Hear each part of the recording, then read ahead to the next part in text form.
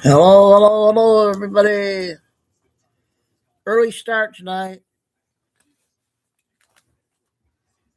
Got games to watch tonight.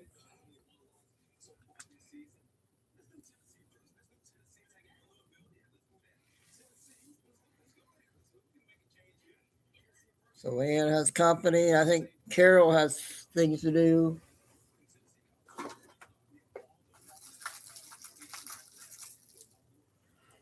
I don't know how many I'll get in today, but I'll be happy with whatever.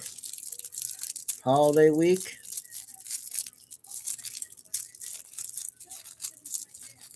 More good stuff out.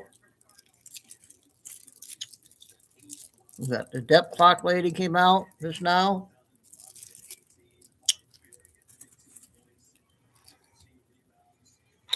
Okay, we got Spas 2112. Welcome. Is this your first time in chat? Currently, has been gone for a long time. He just left. But welcome. Let's be respectful. That's all I'm asking. Thank you.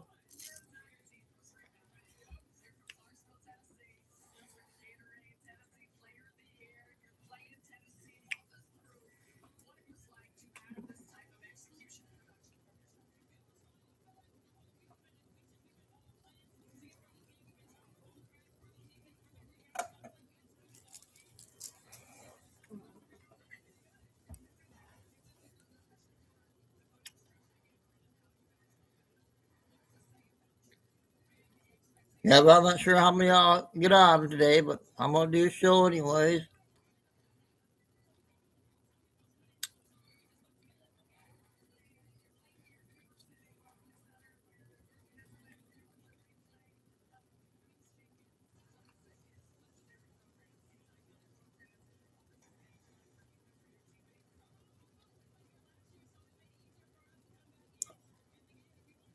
How long have you been following squads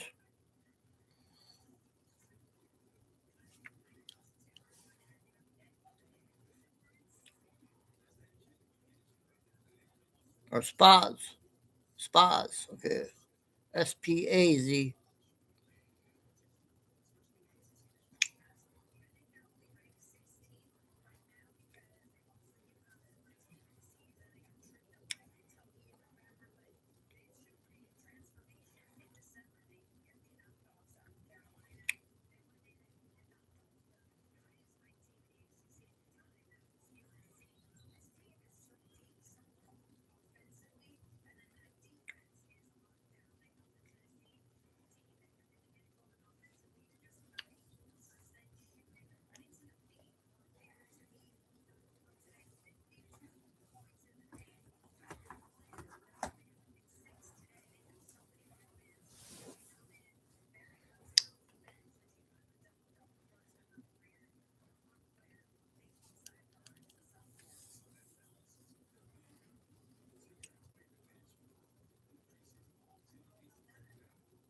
Okay.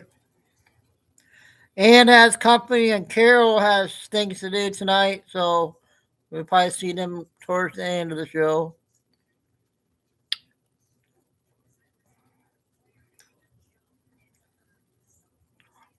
Yeah, I was asking Spoz how long he's been following.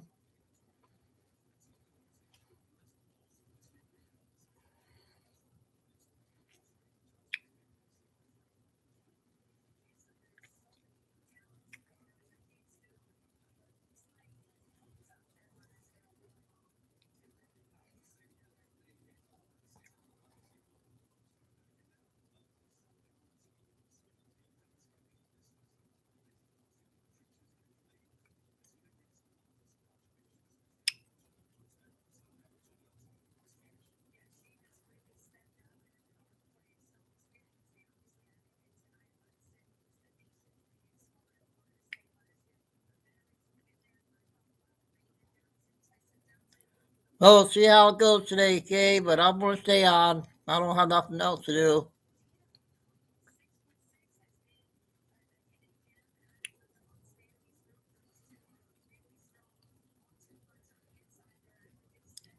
When I start playing the videos, people will probably start coming in.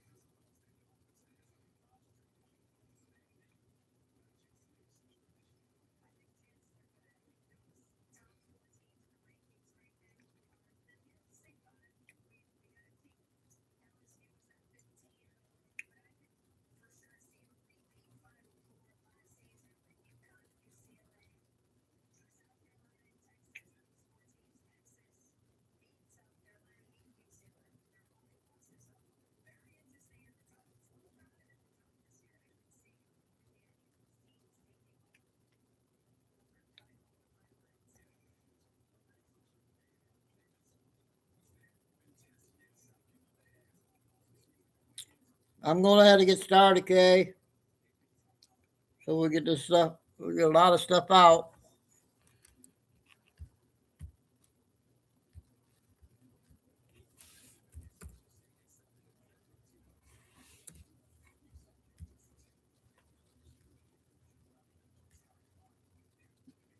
Oh, what happened now? Oh.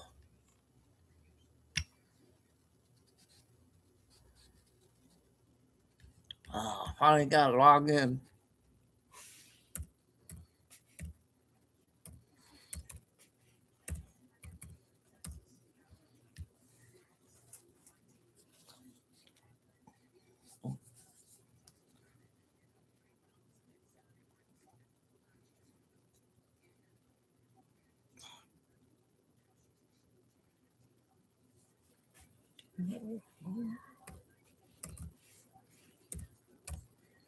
Ah.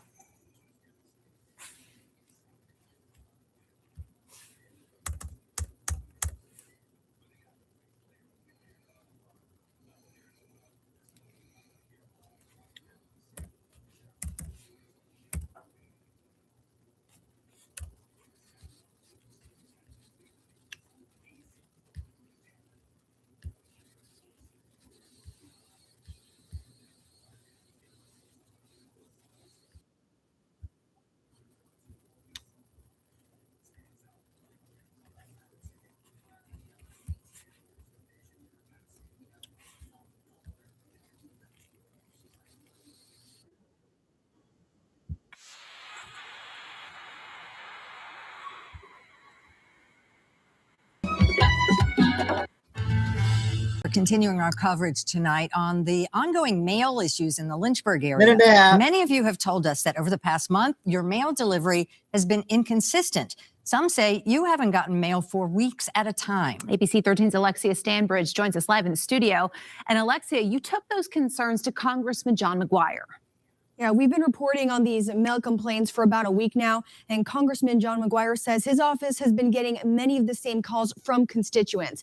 People tell us it's frustrating not knowing when or if their mail and packages will arrive. McGuire says his office has been working to get answers and has been looking into the issue for months. What has your office been doing to help folks that haven't been getting their mail?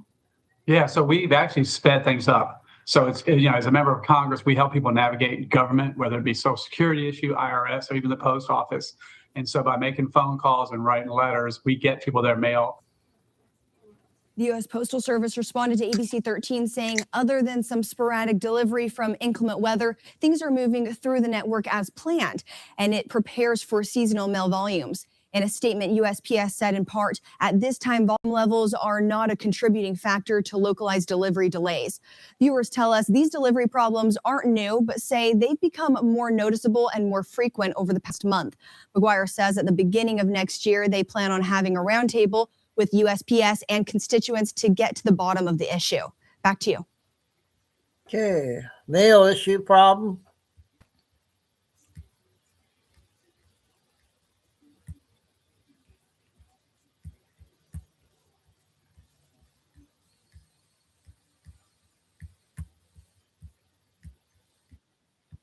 I have been involved in the criminal justice system since 1997. I've been a prosecutor and I've been a defense attorney. And if anyone out there thinks that our criminal justice system is blind to the race of the person in front of it, it's because you've had zero experience with the criminal justice system. I can tell you from personal experience that if my client that I'm representing is black or brown, I have to work twice as hard to make sure that their rights are protected. And even then, with all of the efforts, they generally get harsher sentences than a white client who is charged with the exact same thing. So all of you that are out there saying, well, there's more black arrests because they commit more of the crimes, shame on you. But thanks for at least letting your racism be on full display so we know who we're dealing with. Go out there and love your neighbor, especially today, your black and brown neighbors, because I promise you, they need it. It's time to... That was good. Okay.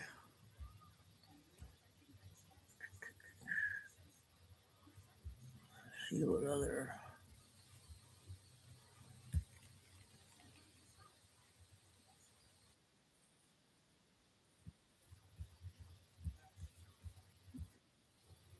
briefing with Senator, or now Secretary Rubio, and Secretary Hegseth and the chairman of the Joint Chiefs about what's going on with the narco terrorists off the coast of Venezuela.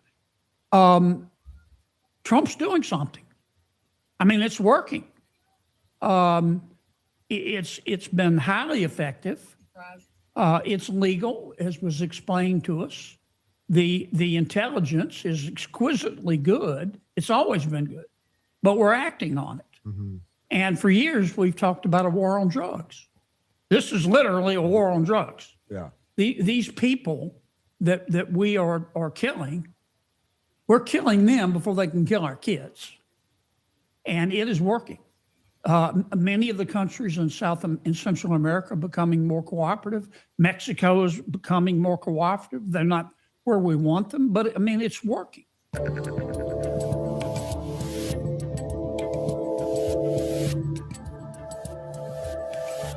All right, Senator John Kennedy, you know, we had you on a couple of weeks ago. I'm pretty sure my audience likes you more than they like me. So I don't know how I feel about this. I appreciate the sentiment, but I don't believe that. But thank you for saying it. I am glad to finally meet you in person and chat a little bit before you get out of town. Are you going to get out of here on time, or are they going to leave too many things unsigned so they keep you here? You know, this I'm is not sure how many we'll get in and today, but I think I'm going to do so. we've got to do the National Defense Authorization Act. There could be a few surprises there. We've got some A more lot of people will be confirmations. listening today. The I big think. issue is the budget, and I don't know whether Thune's going to bring it to a vote on the floor or not. We've got one Republican holdout. You know, what he's asking for is frankly something we can't do. Who's the holdout right now? I don't want to say. We have a sort of common courtesy. Holes are supposed to be confidential. I was subtly trying to break some news there. Let me just observe. Some people would rather be hated than ignored, and this person is kind of like that. He wants the attention of it. Gotcha. So you've been through this rodeo before. So what's it like in this week where you know you're coming up on a deadline? Everyone wants to get out. I mean, we just left, for example, a classified. Okay, part one.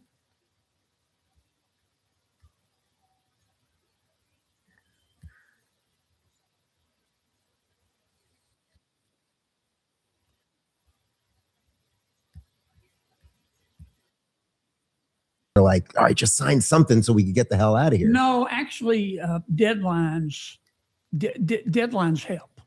I mean, you know what Congress is like. Oh, well, let me speak about the Senate because I never served in the House. Sometimes in the Senate, it can take days, weeks, months to get nothing done. Yeah. I mean, it's just, but when we have a deadline and we know we have to do something, what's the old expression? The sight of the gallows concentrates the mind. You know, people get focused and go, okay, I got to make a decision here. I got to stop dithering and pontificating and make a decision. And that's So that's good or bad. Should we wait this long? No. If I were king for a day, I'm not, and I don't aspire to be. I would do it differently, but that's just the way it works. What do you make of the general state of politics right now? Just the sort of, Trump, we got midterms coming in. From where I sit, I keep saying to everybody that's sitting in that chair today, I think Trump's just doing an absolute bang up job right now. It seems like maybe there's an optics problem or something. But what do you make of the general state of where things are at? Well, good question, Dave. I don't think it's a news flash that our country is divided. But within the left and the right, I think you have a large group of people that predictably and accurately say, okay, we don't care what your politics are, just do something. Because both sides and leadership on both sides has this propensity to talk and do nothing. President Trump, whether you agree with him or not, he's done a lot. Mm-hmm. I mean, we just left, for example, a classified briefing with now Secretary Rubio and Secretary Hegseth and the chairman of the Joint Chiefs about what's going on with the narco terrorists off the coast of Venezuela. Trump's doing something. I mean, it's working. It's been highly effective. It's legal, as was explained to us. The intelligence is exquisitely good. It's always been good, but we're acting on it. Mm-hmm. And for years, we've talked about a war on drugs. This is you've got to finish work. I mean, is part 3?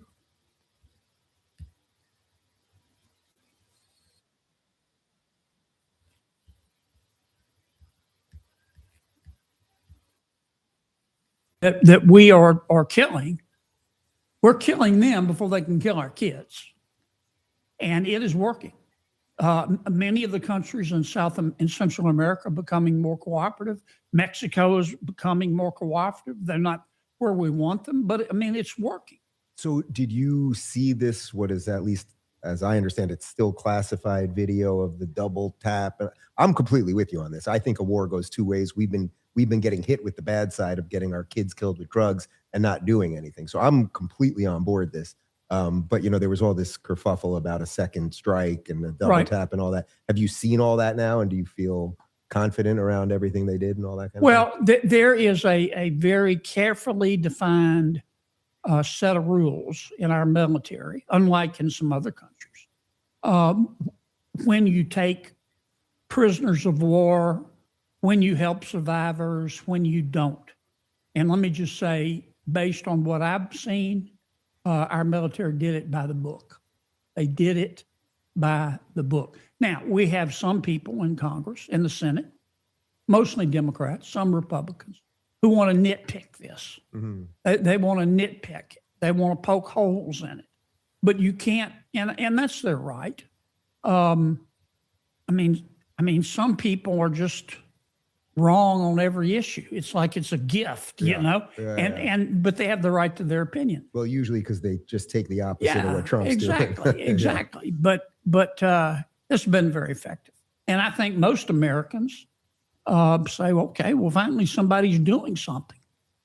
What do you think the Republicans have to do so that the midterms either don't go as poorly as most people are predicting or go well? I think we've got to address the cost of living issue. Listen, elections are won or lost on the things that people, when moms and dads lie down to sleep at night and can't, what are they worrying about? Elections are won and lost on which side addresses those issues. And there's no question that cost of living is one of those. Now, the president and Congress and frankly, the Federal Reserve have done a pretty good job on inflation. This is literally a war on drugs. Okay, that's the latest on Kennedy there, 3-parter. I got a 2-parter. FBI, I think.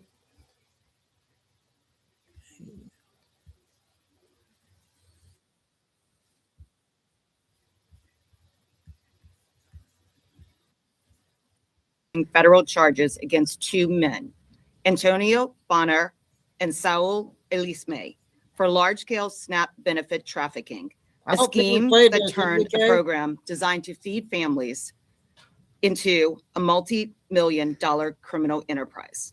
SNAP benefits are also known as food stamps. The defendants are charged with one count of food stamp fraud. As alleged in the charging documents, these men abused one of the government's most critical safety net programs for their own financial gain. This is taxpayer money meant to keep people from going hungry. These defendants decided to take it for themselves. These defendants exchanged SNAP benefits for cash, which they pocketed. Bonner, a naturalized U.S. citizen from Haiti, owned the Jesuela Variety Store. Elise May, a lawful permanent resident also from Haiti, owned the Saul Mache Mixe store. These two businesses were co-located within a single storefront in Boston.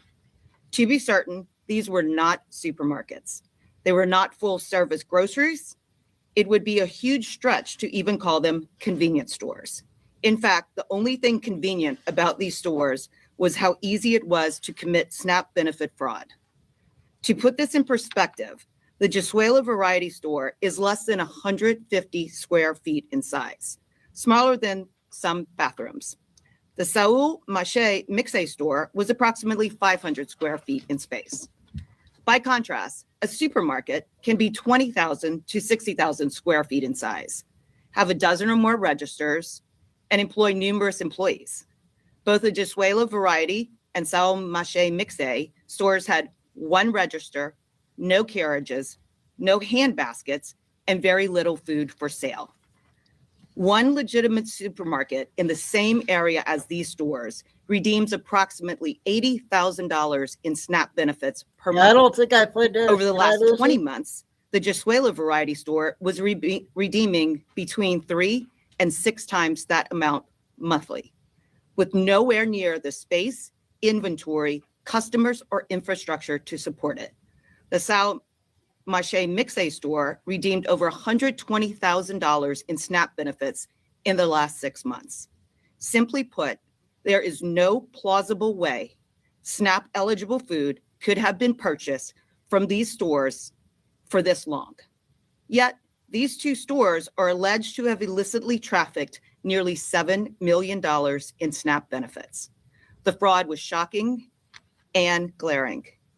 Investigators found that both stores had exceptionally large and highly anomalous SNAP redemption volumes, far beyond what is remotely possible for businesses of their size, type, and location. Since March of 2024, the Jesuela Variety Store had monthly SNAP redemptions that consistently exceeded $100,000. In the previous 20 months, the monthly SNAP redemptions were between $200,000 and $300,000 a month. In one of those months, the redemptions exceeded $500,000. Investigators' suspicions of fraudulent activity were confirmed on the ground. During the course of this investigation, undercover officers used EBT cards to traffic SNAP benefits for cash at both the Jesuela Variety Store and the Saul Mache Mixe store. The defendants themselves were working the cash registers, and both exchanged SNAP benefits for cash with the undercover officers. Observations made by the undercovers showed that it was just as easy for anyone with an EBT card to walk into either store and convert hundreds of dollars in SNAP benefits into cash, all tax-free. The defendants even sold liquor in exchange for SNAP benefits, an outright violation of federal law. And perhaps most disturbing, both stores. Okay, part 1, 9 minutes on the second part.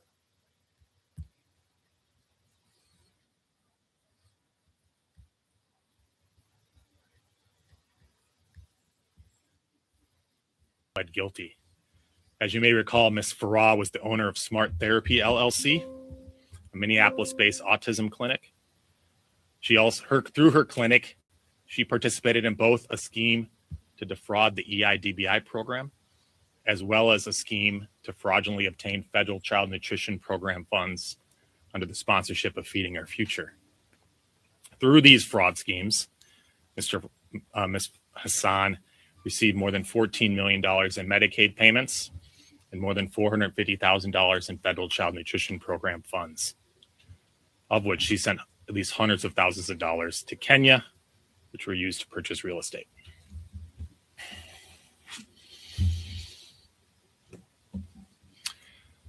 Now this morning, that's the EIDBI program. This morning, we also executed a search warrant related to investigation into another Medicaid program here in Minnesota, a state Medicaid program called Integrated Community Supports, or ICS.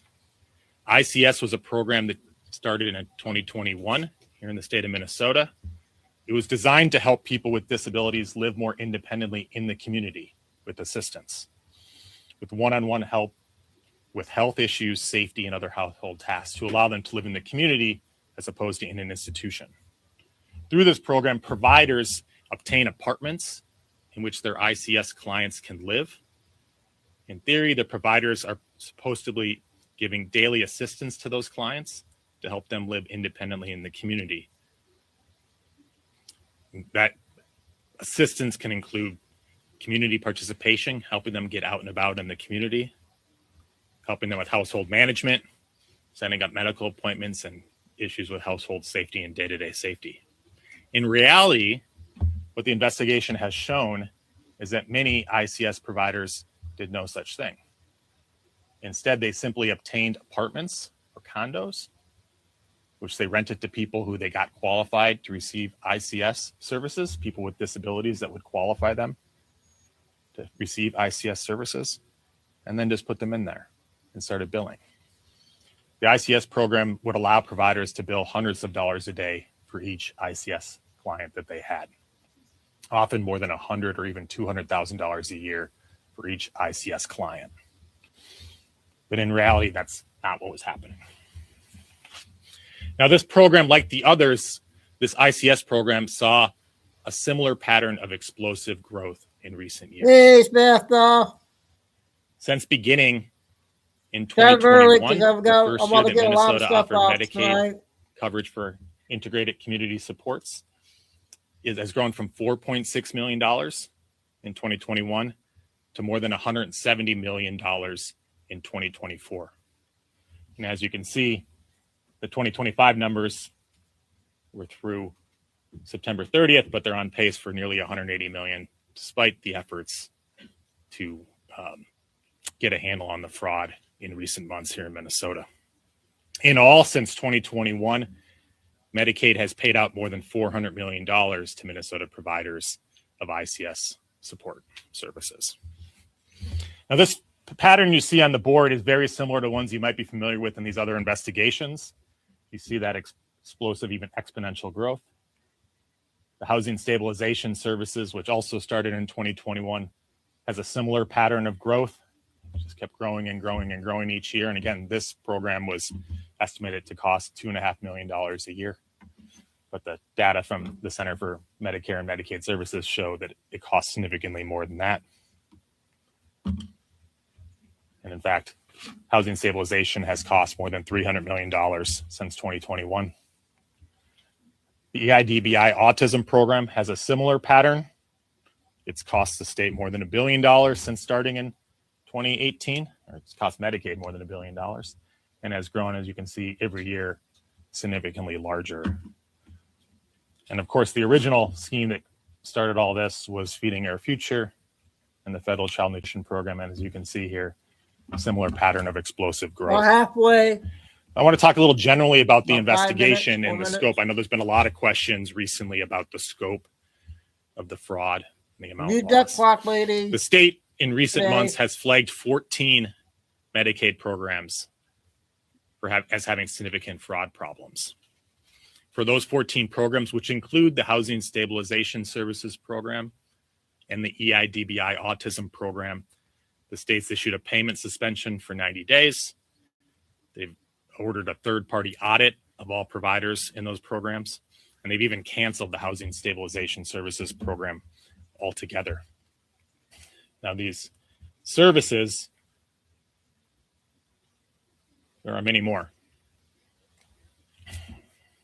PCA services, adult day services, non-emergency medical transportation. Now, we've been talking for some months about the fraud problem in Minnesota, and I've always believed that if you speak the truth in a plain-spoken way, people can handle it. Minnesotans and taxpayers deserve to know the truth of the fraud. The fraud is not small. It isn't isolated. The magnitude cannot be overstated. What we see in Minnesota is not a handful of bad actors committing crimes. It's a staggering industrial scale fraud.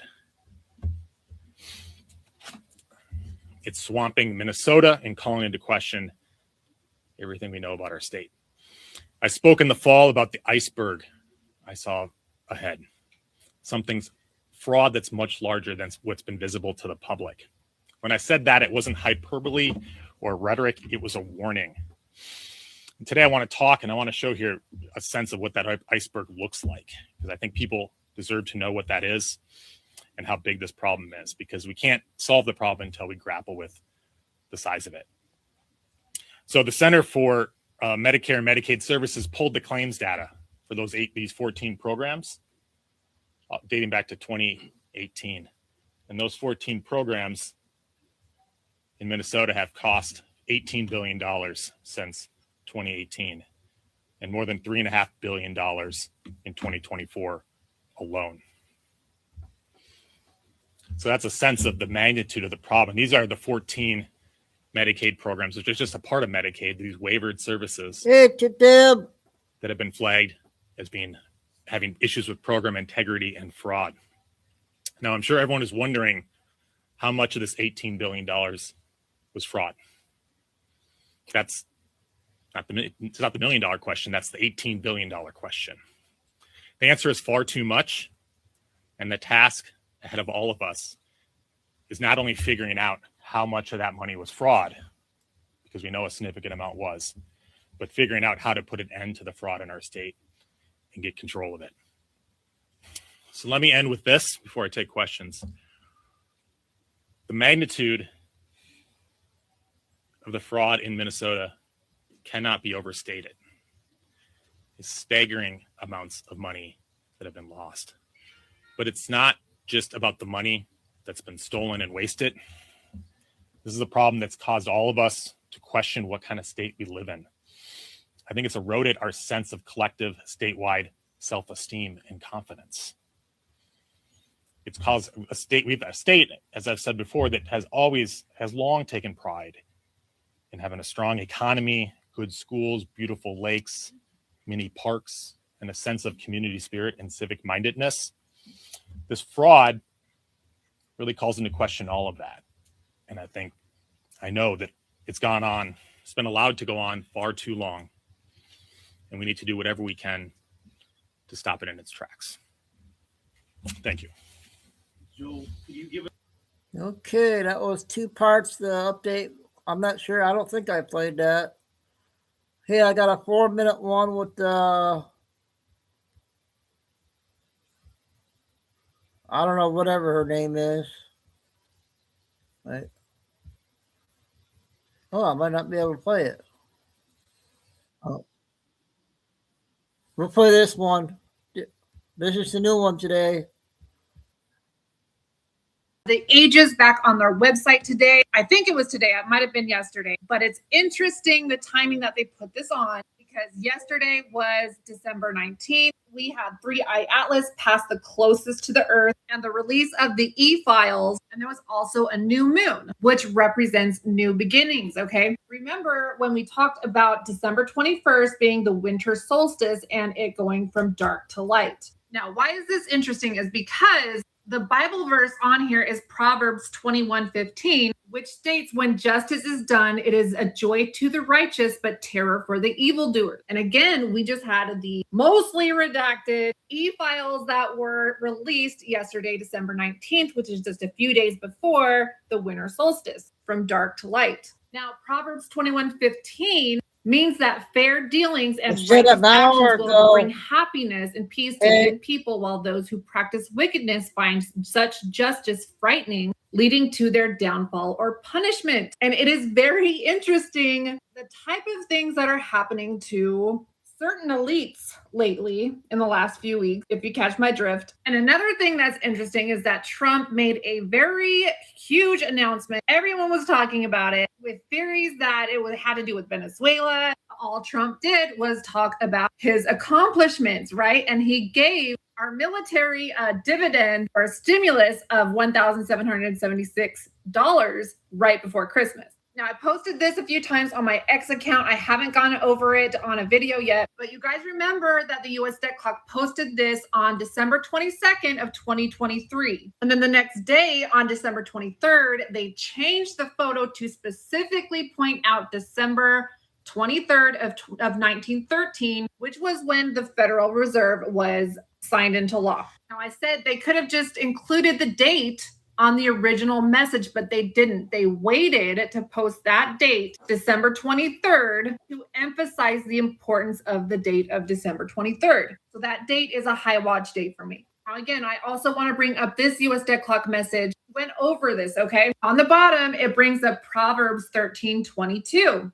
And it is emphasizing a new era of prosperity, bringing Christ, you guys, 50 state credit union banks, the new financial system, you guys. But Proverbs 13:22 states a good person leaves an inheritance for their children's children, but a sinner's wealth is stored up for the righteous. We have been talking about the sovereign wealth reserve and everything that's going on with the e-files being released on December 19th. We are literally coming up on the 8-year anniversary of when Trump signed this executive order of blocking the property of persons involved in serious human rights abuse or corruption. This means freezing or confiscating their assets. This is the assets of the wicked who commit these crimes against humanity. December 21st is coming up tomorrow, which is the winter solstice from dark to light. Okay, we have the US debt clock putting this, the turn of the ages, on their website right before December 21st of the winter solstice from dark to light. We also have a certain conspiracy letter drop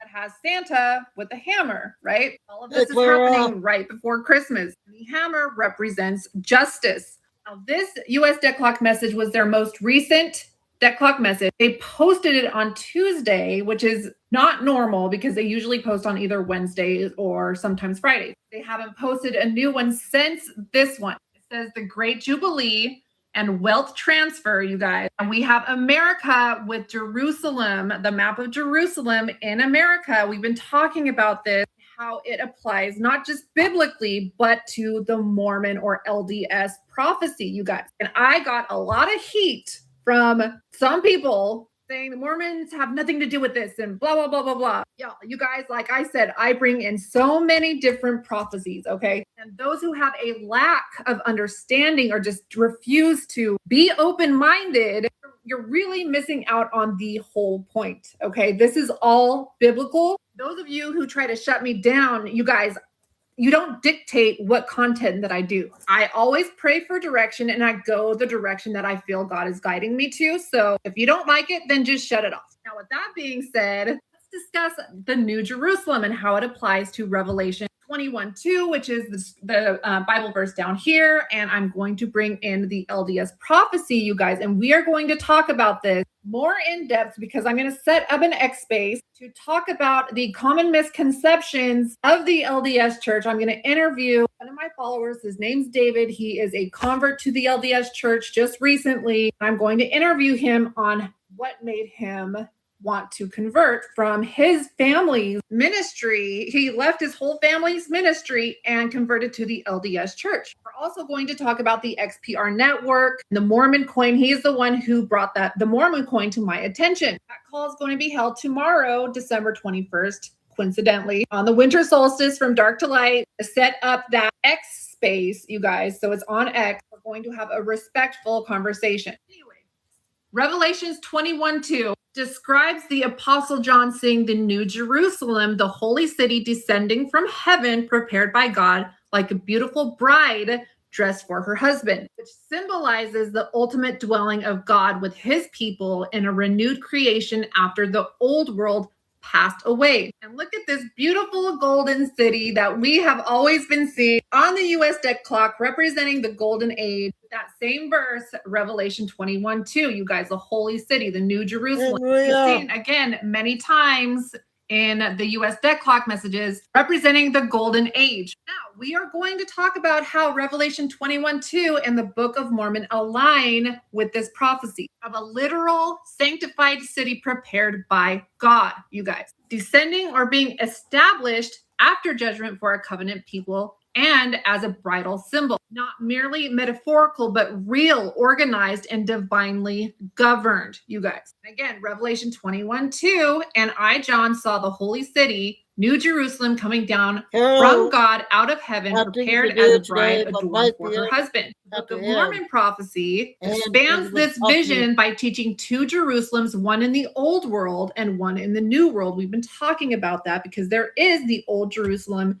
in Israel. Right now, that's the old Jerusalem. There is a new Jerusalem currently being built in America. This is the new Jerusalem that has to be established before the return of Christ.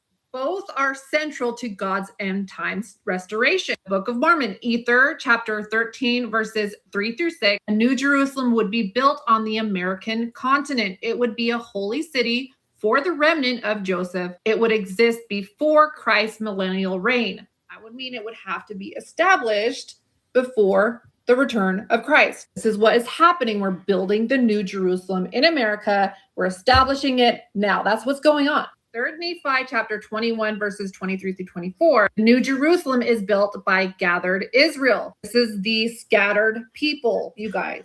The Israel, the people, not the country, scattered Israel, the people. This is what the Mormon church has been doing, is gathering scattered Israel to prepare for the second coming of Christ. This is their core. This is what their purpose is. And with over 17 million members worldwide, the largest church, the most members, Gloria, the how you been most wealth doing? in the entire world. You Yeah. guys research it.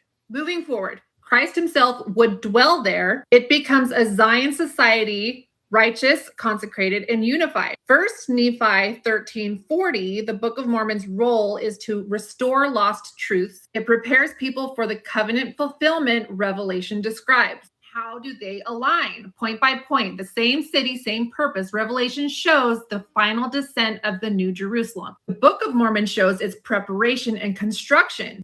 Preparation first, descent, glorification later. The bride imagery, covenant people, Revelation, prepared as a bride. The Book of Mormon, Zion, people pure in heart, living God's law. This city is holy because the people are holy. Revelation does not deny a physical city. The Book of Mormon insists it's a literal heaven and earth reunite. Israel gathered from all nations, Revelation 21:24-26, nations walk in its light. The Book of Mormon, Gentiles help gather Israel, which is a global covenant fulfillment. So yes, you guys, we have many prophecies being fulfilled, including from the LDS faith. I'm going to cover it whether you like it or not. We are going to have a conversation. If you don't agree or if you want to learn more, get a better understanding, we're going to have this conversation tomorrow, okay? I'm going to be on my X account at Mayrox on X, Maerox on X. I even think my parents are going to be on the call, so that's going to be nice. They're very knowledgeable and they may be able to chime in on some of the conversation. So we'll see.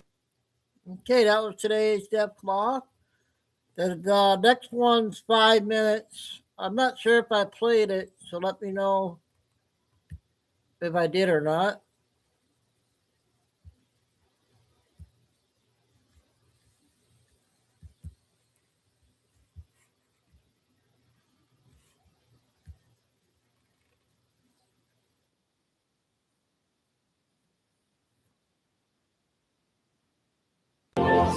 Awakening truth.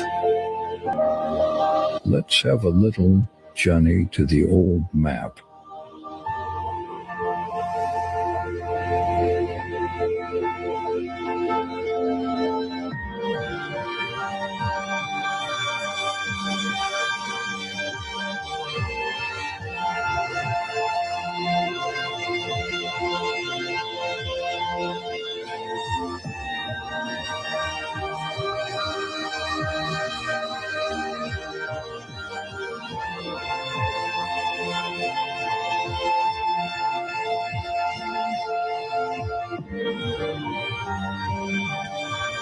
think. Have you played this before?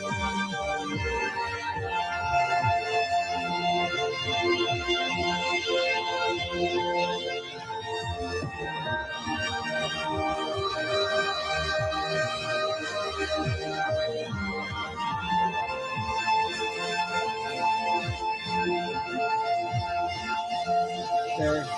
It might be new.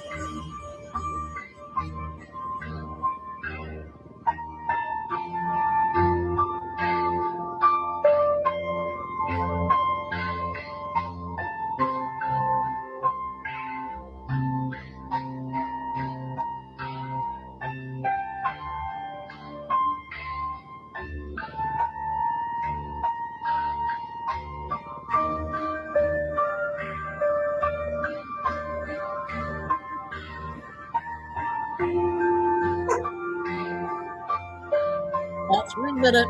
3 minutes.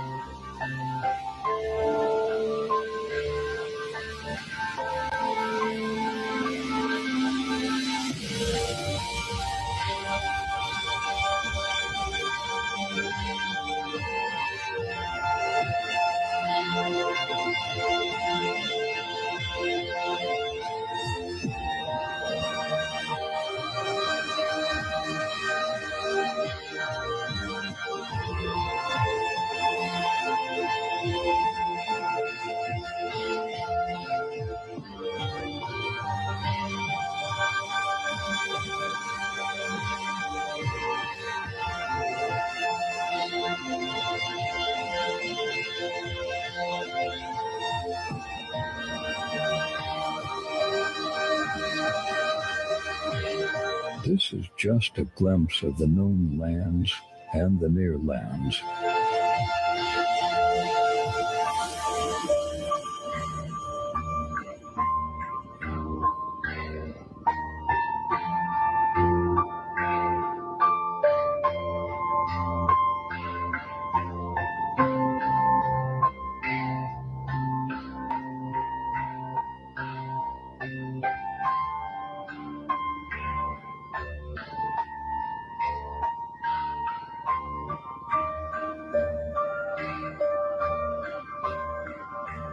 Did you know that there are other worlds and more lands to explore?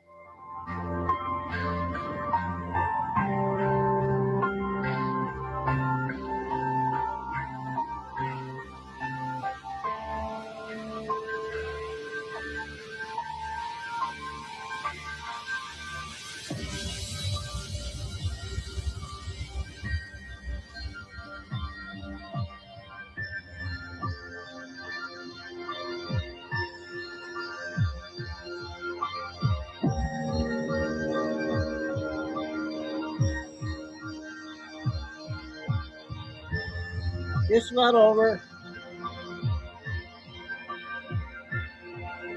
That was interesting.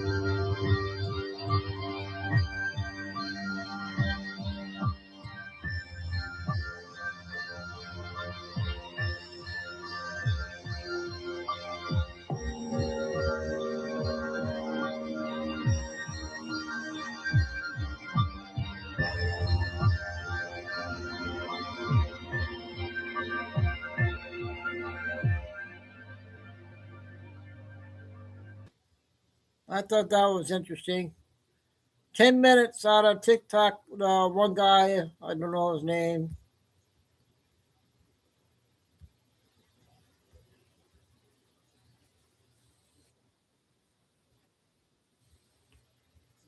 I can't remember if we played this one. Woman Ilhan Omar, who's become the face of the Somali community in Minnesota, was asked why the fraud got so out of control.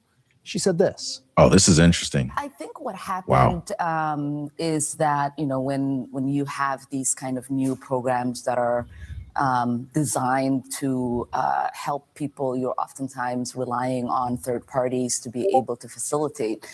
And I just think that a lot of the COVID programs that were set up they were set up so quickly that a lot of the guardrails did not get created. Looks like Ilhan Omar just woke up to a nightmare today. Check this out. Yeah, Bill, good morning to you. Federal agents are now on the ground in the Twin Cities, focusing on the Somali community and anyone who is in the country illegally. We know they have been stopping some folks out on the street asking for their IDs. 88%. They contribute nothing. I don't want them in our country, I'll be honest with you. Okay? Somebody say, oh, that's not. So what you heard the president say today was that he is incompetent and incapable of being a president for the people of the United States, because he just said out loud that he despises Americans. Also going door to door looking for specific individuals. Wow, they're going door to door. ICE agents are going door to door looking to deport folks that are in the Minnesota area. This is a new level of aggression here, folks. Door to door looking for specific individuals. All of this, as you mentioned, comes after those massive fraud schemes in Minnesota that involved mostly folks from the Somali community, fraudulently charging the state more than $1 billion for social services that were never performed. Wow, this is arguably easily one of the biggest welfare fraud schemes that we've seen in American history. And it all is tying back to Ilhan Omar's hometown. It's wild here. And it looks like they're not playing with the whole deportation thing here. Ladies and gentlemen, this entire meltdown begins with one number, $3,047. Now, this is the unpaid lien sitting on Jasmine Crockett's Dallas condo, months overdue, according to county records. Now, is this an HOA due? Is this an HOA fine? Anyone with an HOA right now, does $3,000 per month for an HOA sound expensive to you?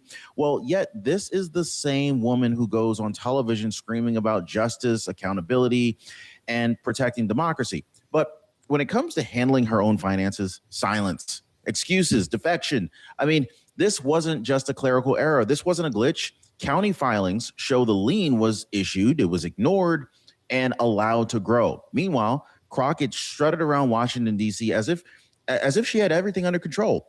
And the moment that this lien surfaced, oh, guys, it didn't just expose a financial problem. This exposed a pattern inside the squad. This is a pattern of loud moralizing paired with messy, chaotic personal decisions that the media never even wants to talk about. Ladies and gentlemen, buckle up, because what just detonated in Washington, D.C., this is bigger than a lien. It's bigger than a paperwork dispute. This is way bigger than Jasmine Crockett ever expected. So today, we're not just talking about this $3,000 unpaid lien on a luxury Dallas condo. No, the scandal has ripped open the entire squad money pipeline, and the fallout is already spreading to Rashida Tlaib's luxury limo spending, Ilhan Omar's $1 billion welfare fraud firestorm, and even Jamal Bowman's humiliating political collapse, folks. And the moment that reporters connected Jasmine Crockett's lien to this growing pattern of financial chaos, she erupted live on camera.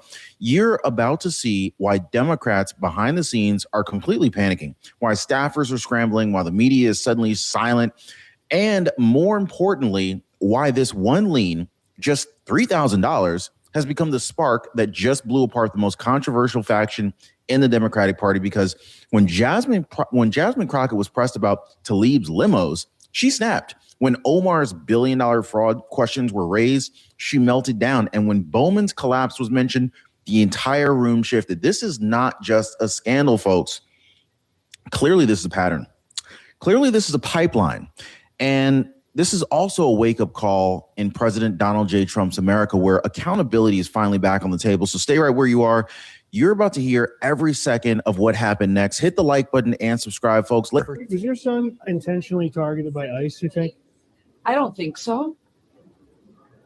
What do you think transpired? I think they were just stopping some Really? men who look Somali. And Where's the video? He certainly does look Somali. Now, here's where things get really interesting. Things get real interesting here because, I mean, behind these polished press releases and canned statements, Democrats are in absolute panic mode. I mean, staffers are whispering, strategists they're meeting off camera. Party insiders are desperately trying to figure out like how the squad became a political liability overnight, because it's not just Crockett's lien or Tlaib's luxury limos or Bowman's or how about Ilhan Omar's $1 billion fraud shadow or even Jamal Bowman's collapse. It's the pattern. It's the trend. It's the smell of a faction that's spiraling out of control. And now every Democrat running in 2026 is pretty much, they're terrified that this scandal is going to drag them right along down with it. And they're asking the very same questions. Is Jasmine Crockett the next Bowman? Is this whole wing about to explode? Ladies and gentlemen, this isn't just some minor concern. This is full-blown survival level scrambling behind closed doors. Is anybody else seeing this? Yes or no down below, guys. And right when the story hit critical mass, guess who showed up? Not to investigate, but to cover. Mainstream media news outlets immediately tried spinning the narrative. Oh, it's just some small itty bitty lien. I don't know about you, but $3,047 is not really a small lien. I'm just saying. I mean, there are bigger ones, but okay. Then they're saying, oh, everyone has paperwork issues. Everybody? Comment down below if you have a lien outstanding that you haven't paid, guys, or is this a unique problem to Jasmine Crockett? Oh, then they'll say, oh, this is just being blown out of proportion. Give me a break. Give me a freaking break. I mean, if a Republican was missing a parking ticket, right or wrong, CNN, MSNBC, they will be running a countdown clock. MSNBC will be calling it a threat to democracy. But Jasmine Crockett ignores a lien for months. Tlaib spends donor cash on limos. Ilhan Omar faces billion-dollar questions. Jamal Bowman implodes. And suddenly the press loses its voice. Social services that were never performed.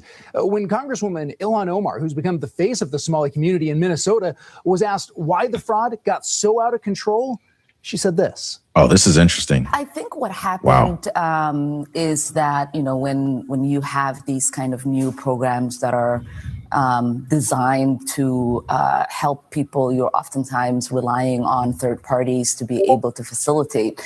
And I just think that a lot of the COVID programs that were set up, they were set up so quickly that a lot of the guardrails did not get created. So we're going to blame the guardrails. Hey guys, so look at your screen right now. Let me know if you think that this list is complete. Are these really the worst 5 Democrats? I mean, I'm looking at the list here. You got 1, 2, 3, 4, 5. Pause the screen if you need to. Let me know if there's any Democrat that's missing from the list of 5 worst Democrats. Now, the moment that reporters asked her the obvious question, why didn't you pay your lien? Crockett exploded. Not clarified, not corrected, exploded. There's a big difference there. She accused journalists of twisting stories, accused critics of right-wing obsession, and even suggested that the public didn't deserve to know the details. Isn't she an elected official? I mean, you may have voted for her.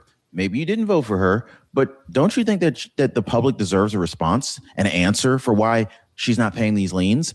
I mean, the meltdown went viral instantly, not because of what she said, but more importantly of how she said it. Her tone was defensive. It was dismissive. It was arrogant. It was kind of bougie too. Her posture was aggressive. Her answers were evasive. And every time that a reporter brought up the unpaid lien, she shifted the conversation, lashed out, or blamed somebody else. Ladies and gentlemen, this wasn't confidence. This was panic. So that guy did a good job. That was just about over. He does good. I do have a lady on YouTube. It's going to be a half hour, but we're going to get that a little bit. News Force had it too. This was this morning. I don't know if anybody. Oh, let's play this. 4 minutes. Nice question today. Figured I'd answer it. Somebody called me, a friend of mine, and she asked me, she said, I want a simple answer, and I have a feeling you actually have a real answer for this. And please explain to me why Donald Trump is putting his name on all of these buildings. And I'm like, well, I will do my best to make it as simple as possible. When Donald Trump has a NGO trust in international jurisdiction, that's why it's called Trump International, right? And then he has like Trump National Durrell, and so he's in national and international jurisdiction. in the United States, right? Because he's the United States president. He's under United States law. By him doing this, he is changing the jurisdiction of those facilities. How's this? Let me give you an example.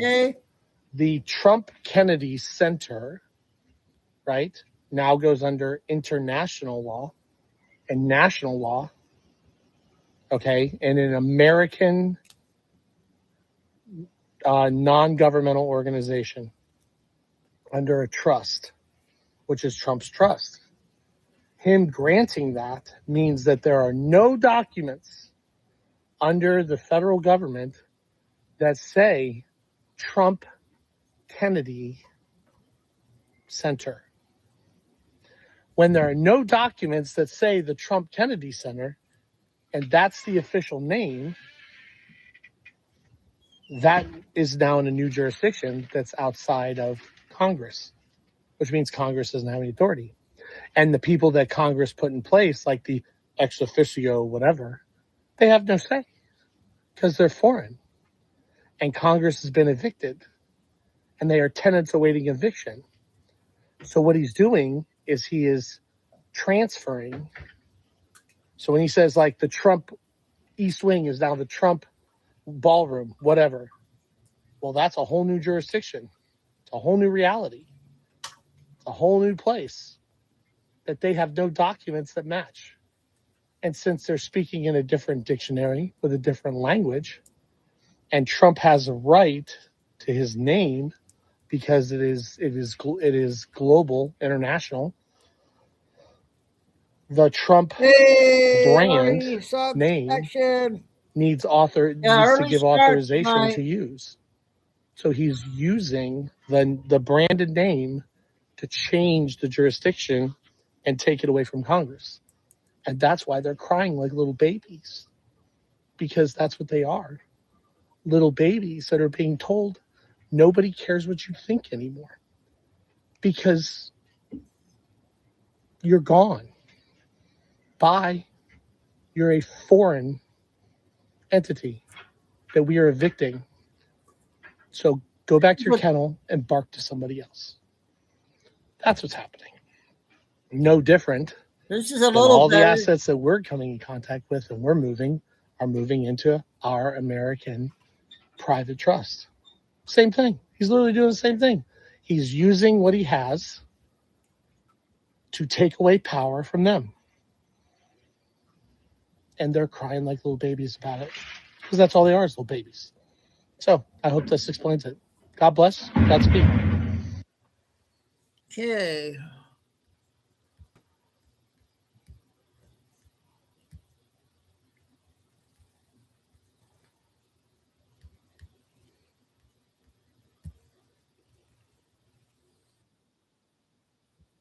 I saw this morning.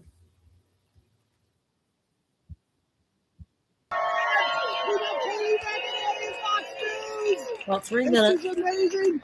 Haley, thanks so much. Thank you, Benny. Always love having you. You're letting my coffee in the morning, right? That was like a joke. Let's go. Let's go. Save America here at America Fest. God bless all of you and Merry Christmas. Yes, we are rowdy today, excited to go live right next to Christmas, Jesus Christ's birthday. It's barely 9 a.m. here. It's not even 9 a.m. I know, people are getting going. Look, we got Brick Suit in the audience. So many incredible, beautiful people here, and the energy is right here in America. Let's go, Saturday American with Haley. Look, we have work to do, though. And you know this, and I've seen you talking about it. On the economy, President Trump has done a lot. The inflation report this week was huge.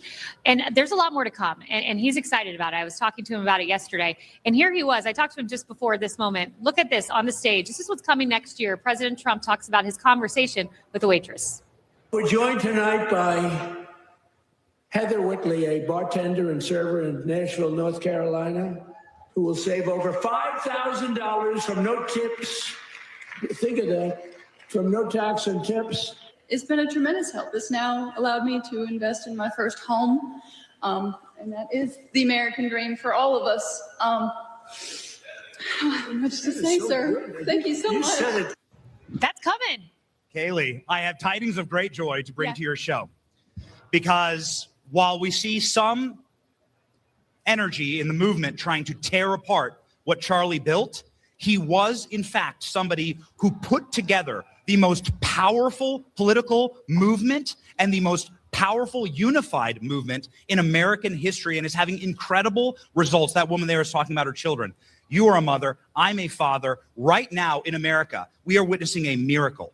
This generation, the young generation, believes in God and is going to church at higher rates than their parents. That's never happened before in the history of all civilization. That is incredible. Young men are more right-wing than they have ever been measured. And most importantly, young men who voted for Trump, their number one priority, Kaylee, is starting families and having children. That's what Charlie was always preaching about, because that's God's first command to us. Go be fruitful and multiply. That's what God says in the book of Genesis to Adam. And young men, because they've been Christ-centered in their life through Charlie Kirk and his legacy, and they saw Charlie lived for and died for the truth. No man dies for a lie. Charlie died for the truth. And that truth was, God wants you to be happy. God wants you to be joyous.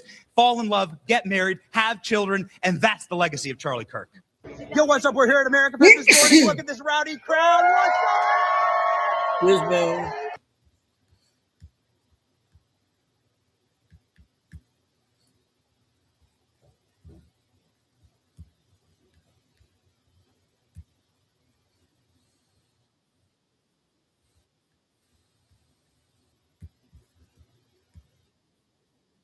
Now over.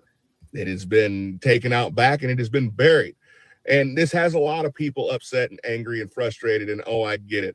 But they're not necessarily telling the full truth.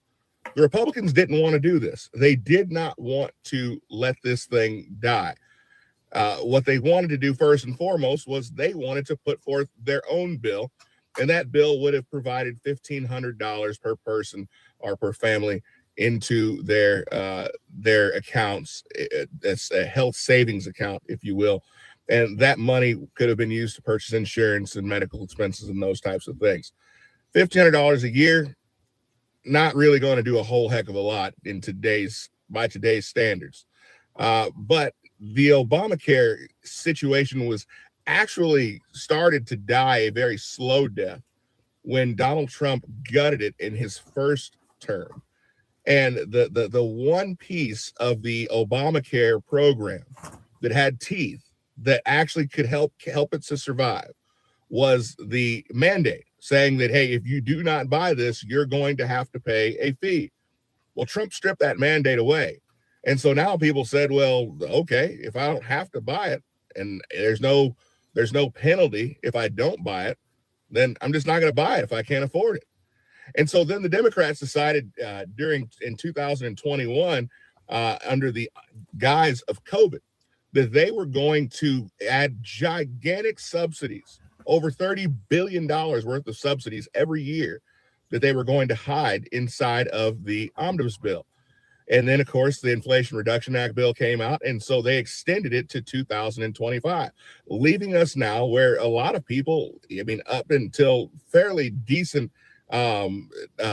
price ranges as far as income goes, fairly decent incomes, were being able to get health insurance for virtually nothing. And of course, people enjoyed it. People always enjoy getting things for free. And even then, the Republicans were reluctant to gut it. But there were three things that they could not get with. One, they couldn't get with the fact that the Democrats did not want to restrict Obamacare to citizens only. They were going to allow, the Democrats wanted to be able to offer this to people who were non-citizens, and that was a bridge too far for many Republicans. In addition to that, they wanted it to be able to cover abortions, and that was a bridge too far for many Republicans. And again, they wanted to extend those $30 billion a year worth of subsidies, and the Republicans weren't going for it. They were willing to drop back to pre-2021 levels of subsidies, but the Democrats weren't having it. So the Republicans did the unthinkable, and they allowed it to die. And so now, of course, people are saying Donald Trump killed Obamacare. Well, I mean, yeah, he kind of did, but is this not what we voted for? This is exactly what we voted for. Donald Trump said this is what he was going to do. Now they say they have to figure out something else, figure out a Republican version of it. Why? Let the free market do what the free market does. I don't want to see them spend any more money. I don't care if it's on wars. I don't care if it's on Ukraine. I don't care if it's on anywhere. Spend America first. That's all I care about. Let me know what you guys think. Do you think that the Republicans should come up with their own version of Obamacare? Or do you? That was one.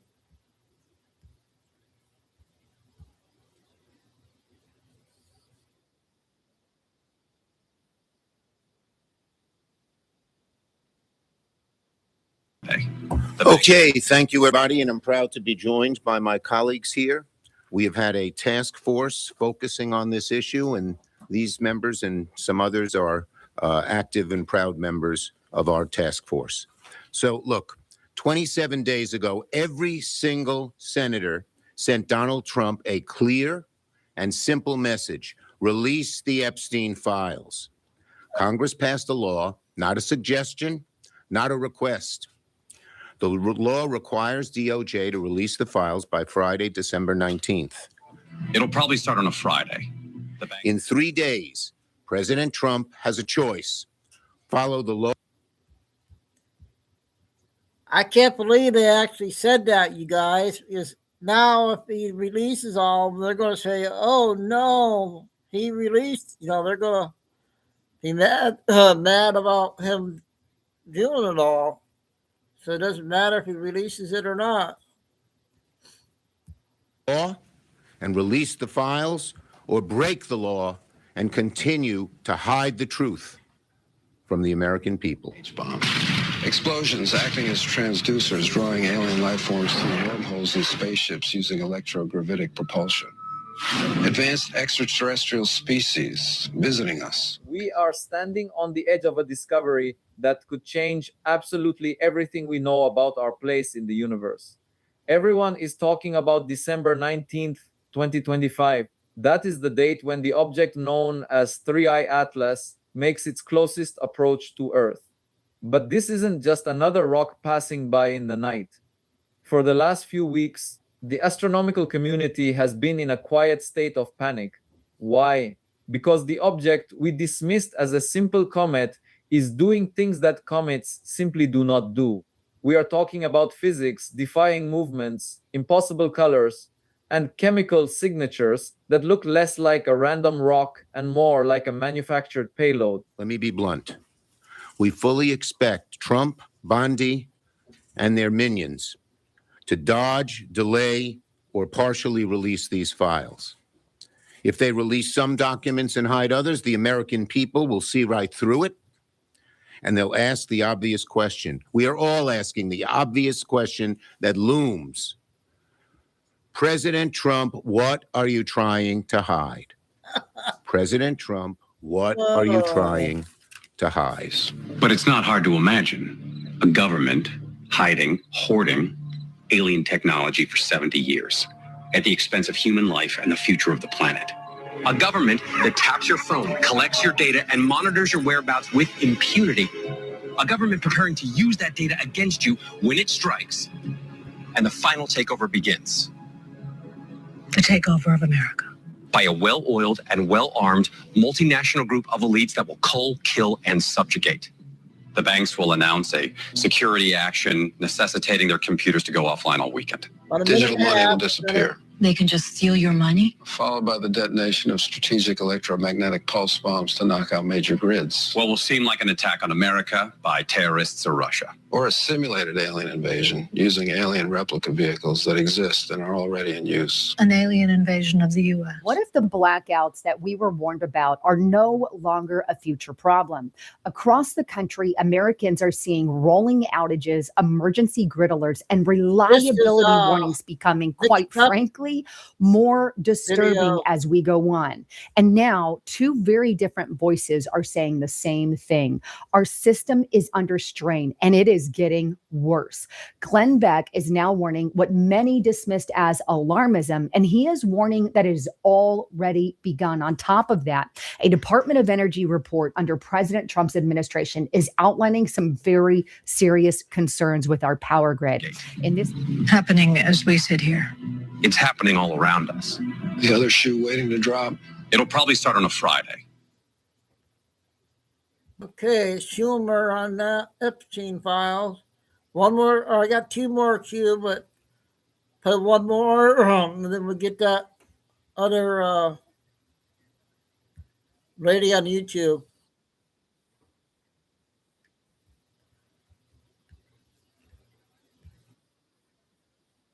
So she picked a fight that she was not ready Why to is his deal with. face like She got that, in guys? way over her skis.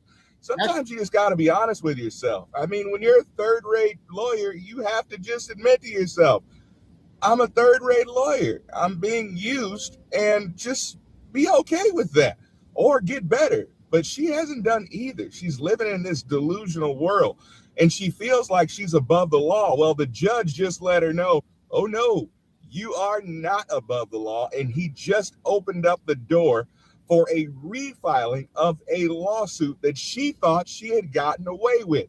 So Michael Roman, who's on the Trump team, one of the co-defendants in the case, was suing Fani Willis, for not handing over information about the hiring of Nathan Wade.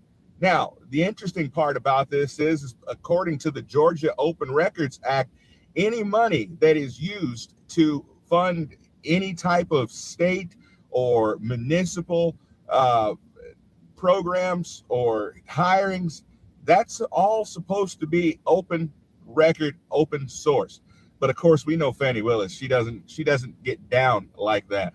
And so she refused to hand it over. So they tried to get it dismissed because of a technicality. So the technicality was that he tried to sue the district attorney's office of Fulton County. Well, they said there is no such, and that's just really and truly not an exact office. And so you can't sue the district attorney's office, judge. You can't do that. So essentially they were trying to get it kicked out, not because they had complied with the order, not that he didn't have the right to ask for these records, but on a technicality. Why not just give the man the documents that he requested? Because guess what? He's entitled to them by law. I mean, you would think that a district attorney in her office would be willing to comply.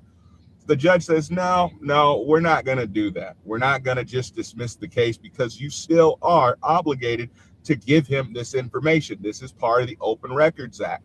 She told the plaintiff and his attorneys, go ahead and refile. I will hear the complaint. Go ahead and refile, but you have to name Fani Willis directly. So Fani Willis, in an effort to be slick, actually put herself in a worse position because now she finds herself being a named defendant in a lawsuit. I'm so thankful that there are some judges out there that are actually trying to practice law, who are actually trying to interpret the law from a unbiased standpoint. I thought that was fair. The attorneys for the defendant were like, well, yeah, I mean, if all you want us to do is just change to add one more name or to name someone individually, we got no problems with that, judge. We'll have it done. So now they have 20 days to get it to her. Fani Willis has 20 days to get back, and the judge has 20 days to give an opinion. So interesting part about it is it's another 60 days. This ain't going anywhere before the election. I know she wants to. I know she needs it to, but she's going to have to go into her election as DA with a whole lot of egg on her face and with absolutely nothing to show for it because she hung everything on going after Donald Trump. Comment below. Do you feel sorry for Fani? I'd love to hear your thoughts. I'll see you guys next time. Be blessed. I am. We'll do a couple of short ones here.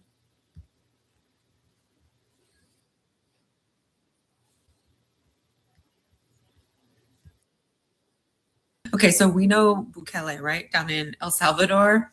Little homie is having buyer's remorse, and let me tell you why. This is so funny to me. Okay, so there was this investigative reporting that came out from the New York Times, right, that basically said Bukele is like, I don't know how I feel about this deal anymore. So I was like, oh, that's interesting. Why? So I did a bunch of research. Y'all are gonna love this. You know how they made that dumb deal and Trump's gonna pay Bukele $6 million. So Bukele was like, oh yeah, $6 million. Like, yeah, let's do this. Fun little fact, when you thug out so hard on the international stage, you better hope people aren't paying attention. But of course, that's not what happened. So for whatever reason, the whole Kilmar Garcia case, that really just got legs under it here in America. I think worldwide, but definitely here in America. So people are paying attention, right? And then 60 Minutes did that expose where it came up that 75% of the people that are being held in Bukele's Chico facility they don't have criminal records. So the deal said convicted criminals, right? Principally, they were supposedly trying to isolate MS-13 and TDA gang members, right? But the deal stipulated convicted criminals. And so now that there's so much international coverage of this story because of the no due process situation, where basically people are just being just taken and thrown on a plane and shoved in Seacoat, now the whole world is looking, and who are they looking at? They're looking at two people, President Trump and Bukele, but Bukele's got his hands on the hot potato because he's the one holding them. And then, of course, you have Van Hollen go down there. So, the eyes of the world are sort of turning on him. And now Bukele is like, well, hold up. You guys, see, our deal said convicted criminals. All right, stay with me, guys, because you're going to see in a minute here that Bukele's hands are going to be completely tied here in a second. So Bukele's deal with the Trump administration said convicted criminals. Well, of course, these people weren't convicted because they weren't tried, but they weren't given any due process. So contractually, Bukele can say, he has a couple options. He can say, let's renegotiate so that the terms of convicted criminal stipulated so that he can make sure to insulate himself, right, from backlash. Because if he says, look, they have to be convicted, well, then Trump can't just deport people, can't just send people to El Salvador with no due process. So that stops that problem right there. He could suspend the agreement and say, hold up, our deal said convicted criminals, so you have to take these people back, give them due process, and then if they're convicted, then potentially they could come back. Or he could just terminate the deal completely and say, hey, there's too much reputation damage here. You guys are acting in bad faith. We don't want anything to do with this contract. And here comes the fun part. El Salvador is a member of the UN, United Nations. The UN gives out a lot of money every year to certain countries. El Salvador is one of them. Peacekeeping, human rights, development, humanitarian aid. So I looked up how much they're on schedule to receive this year. Why do I mention the UN? Because of course, so Venezuela's president is saying, hey, Bukele is down there just kidnapping people, right? So now the whole world's kind of looking at Bukele like, hey, you now know that you're holding people, you're kidnapping people, and you're basically holding them prisoner for money, ransom. So that doesn't look good for Bukele, right? The UN this year is on schedule to give El Salvador $301.5 million in aid. $301.5 million versus $6 million.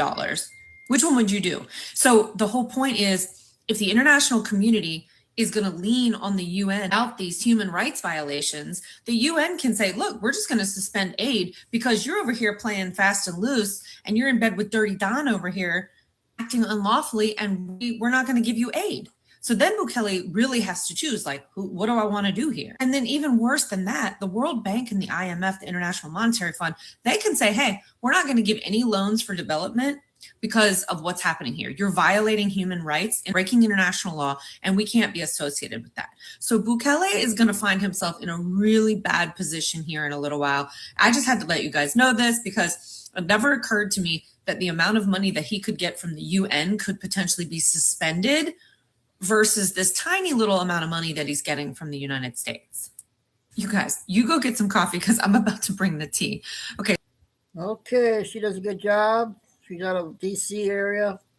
Okay, this one is the one lady, plays about 25 minutes.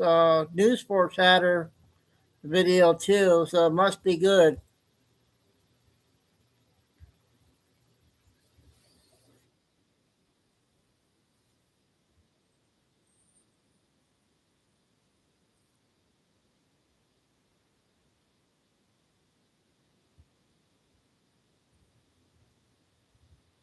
I don't get paid as much as you think I would have put up with this. What was wrong with me asking you to close my door? What was wrong with it? Keeping the door open, ma'am. My air is on. I just. Today we'll be setting a record straight. Being a customer does not automatically make you a king. Today we're going to be watching clips of workers who have finally reached their limits, and they are refusing service to rude, entitled customers. And honestly, some of these refusals look like they're long overdue. We've reached this weird point in our society where people think that yelling, belittling, and throwing adult tantrums is just part of every public experience. And workers are just expected to smile through it. These clips show exactly what happens when employees decide, actually, no. This what you wanted? Yes.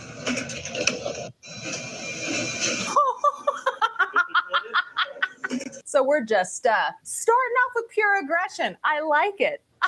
Just chuck it. Chuck the sauces at them. I bet they refuse to pay for them because, you know, McDonald's is like, pay us 25 cents a sauce or whatever. Yeah, you want free sauce. It's gonna get chucked at your head. You get what?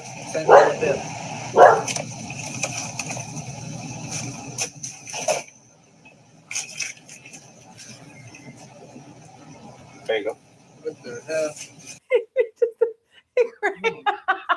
I mean, my God, you're gonna give him a bunch of crinkled up $1 bills that he's gotta, you know, flatten out. I don't know why I find that so funny and so satisfying. Crinkling up the $10 bill and chucking it at him. I love it. How much is it? Oh, 50 cents, bro. Thank you, man.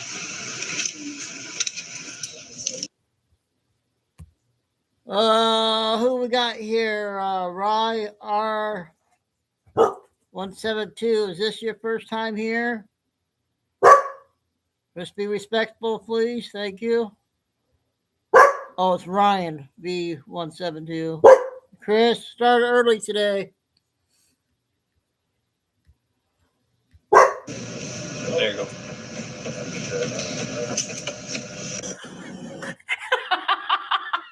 Puts the 50s, he's got to reach. That's amazing. I love it. This is so petty. I love it. Oh my gosh, I love it. Okay.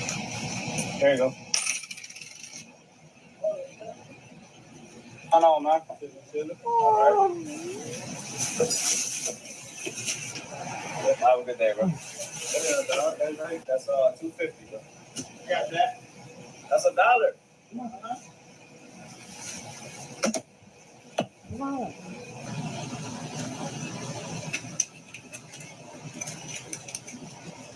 That's one. What? What? 2 5. Here. Oh my God, it's so petty. I love it. I'll link this so you can go follow this account. This is amazing. This girl here came in my shop and I thought, oh, she's going to be such good energy. Like, look at her enjoying life, fist pumping the air. I was like, oh, she's going to be a ball of fun. Let's see what she wants. You guys know what's wrong. See, I'm on live, having a good time. I'm joking and laughing. And then I go, oh, here comes a girl dancing. This is going to be fun, guys. She's having a good time. So I said, hi. I'll play the live audio for you. But she says right here, she's having a good time, chatting about the music. And she says something in Spanish I didn't quite hear because she turned right there. She turned around and said it. And she pushed my door open. But my AC is on. So I said, oh, ma'am, would you mind closing the door? My AC is on. And she says, if you don't want me to buy anything, I'll close the door. Otherwise, I'm going to leave. And then it just went downhill from there. Rick, we have that around. Can you close it? I mean, if you want me to buy something, if not, I'm going to leave. Well, I don't speak Spanish. What did you say before? Hold on, guys. I'm on live. Say that again. No. Before There's another when you dog opened out. the door, what did you tell me? I mean, yesterday I asked you if I could open the door. You said leave, close it. Yes, because I have the AC on. If you could close the door for me. You don't have to, ma'am. You don't. You know what? You're not gonna buy from here. Go ahead and just leave. I mean, I'm just saying. Came out very rude because I asked you to please close my door. You're being rude to me because you're like. I said, I said, do you mind closing the door? I have the air on. It's hot out there, ma'am. Leave my shop, please. You see, you're being rude. Now I'm gonna be rude. Yes, because you came in here, you opened my door, yes, and I said, ma'am, would you mind closing my door? I have my air on. And then you said, do you want me to buy something? And I'll close the door. And now I'm saying, no, you're not gonna buy anything, so you can leave. Okay, but just remind you that it was over a door. Yes, no, it was over. It's my shop, and if I want my door closed, it's online. It is. They're gonna notice that. No. That's why before I said, what did you say? I came in Outside, yes. Yes. You even said, I don't know what. I said, yeah, well, they're bumping outside, and you're like, yeah, I'm listening to my music. Exactly. That went on fine. That went on fine. You said something in Spanish, and you opened the door. Disrespecting me for Otra. Yeah. You said something in Spanish, so I said, what did you say? Because I wanted to understand what you said and why you were opening the door. It's hot in here already. I'm telling you, I have my air on. If you mind closing the door. Then you said, if you want me to buy something, I will. Otherwise, I'm gonna leave. And I said, okay, go ahead and leave. And you're still here. You're still here, and I'm not understanding why. Do you mind closing the door? My air's on. Red roses. What was wrong with me asking you to close my door? What was wrong with it? Keeping the door open, ma'am. My air is on. I just explained that to you. I was just gonna buy one single flower. No, you're not. And now you're not. Exactly. So go ahead and leave. That potential customer literally thought she was something special. I'm glad that her ass got booted right out the door. And I'm so happy that it was caught on a live stream. Because if not, it would have just been on security cameras and we wouldn't have had the pleasure and the entertainment of listening to all of it happen in real time. What's GovPlus? GovPlus is revolutionizing how you apply for any of these important documents. Apply in minutes with one secure online application. I don't know why you're saying. Well, what's the policy that says that you can't? That's just business policy. Well, no, it doesn't say anywhere. We can deny service to anyone. No, you can't. Yes, sorry. We can. Where does it say? I don't see it nowhere in this policy. It's just common sense. Well, no, it's not. It's common sense. I need the shirt. I need you to get out of the store. No, well, I'm not gonna leave. Until I get my shirt. Well, I need them, so I guess we're gonna be here all day. Okay, I mean, I'll just dial 3 numbers and you're out. Okay, well, dial them. I'll be waiting right here. AJ, call the police. My building because you're treating me like garbage. So I need you to leave, please. How did I treat you like garbage? Oh my God, I need you to leave. I'm just saying okay. Please. If you're saying okay, then please get out of my building. I appreciate it. Thank you. I'm literally having on recording this. She said, I was talking to him. I can refuse it service to anybody, so I'm going to need you to. Where does it say that at? It says that in my handbook, so please. Can you show me that? No. Okay, well, call the police. So it doesn't have to be posted anywhere. I mean, it helps if it's posted somewhere, but any establishment can refuse service to anyone at any time for any reason. The customer is not always right. The customer can choose to not return to that establishment if they think they were treated unfairly, but the establishment does not have to serve you. Voting starts arguing over portions, so I left. Yeah, white rice.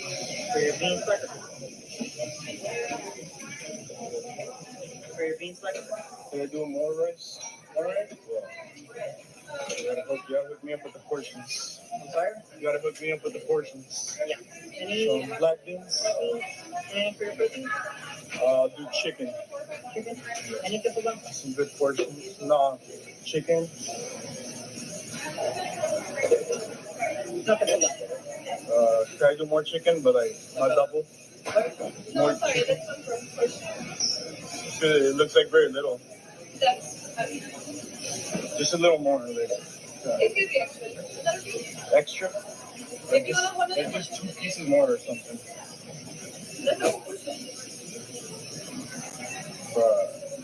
Just a little more. Right. Just two? Yeah, like half a scoop more. It says, put one piece. You said two. You want two? Yeah, you put one. That one's like half the size. Of the other. Yeah, just forget it. Really sorry. There's nothing I can do. That's all. Those were good portions. Those were good portions. And this guy is like, a little more, a little more. I want you to give me half a scoop, but I don't want you to charge me for double meat. Dude, come on. I know that they say Chipotle prices are really high for the portion sizes, get as small as they are, but that was a pretty full looking bowl to me. I don't know. What do you think? Let me know in the comments. I think I can even override it. I mean, as a manager, that's not allowed. Does that make sense to you? Does that make sense to you? I paid American Express and they want to give it to me back in a gift card. Surprise, surprise. Walmart does that kind of stuff all the time. There is a comment here. Oh, I think this is a Walmart employee. It's not the original poster, but this person commented, I think they're just a regular Walmart employee that might actually know what they're talking about. And it says, y'all, she paid with a split payment. Half card, half gift card. At a Walmart register, it won't let us refund it back to a credit card if it's a split payment. Yes, it's frustrating, but yelling at minimum wage employees isn't going to change the register's hardware. Thank you, Kirby, for that wonderful explanation. Yeah, I had no idea. No. Okay, well, unfortunately, I won't let you. So I can't return my merchandise. You can't return it. That's not what I'm saying that you can't do. Because there's no way the system is doing it to build the split payment. Because it's a split payment. Because, yes, I get it, but it's still hard. I spent $273, Yes. right? Yes. And I paid for $8.64 of the gift card. And you wanted me to get $264. It's not that I want you to say the system is. There's nothing I can do about that. Okay. Grab it. Let me see your manager. Gotta love how she like sprinkled it in there. This is American Express. I hate it when people flaunt an American Express card like it's some sort of accomplishment. A credit card's a credit card, lady. Okay. It doesn't really matter. But I totally get, what this employee had said in the comments. If it's a split payment, you have to just do a gift card. That's probably just how the software works. It doesn't matter if she gets to talk to a manager or not. Because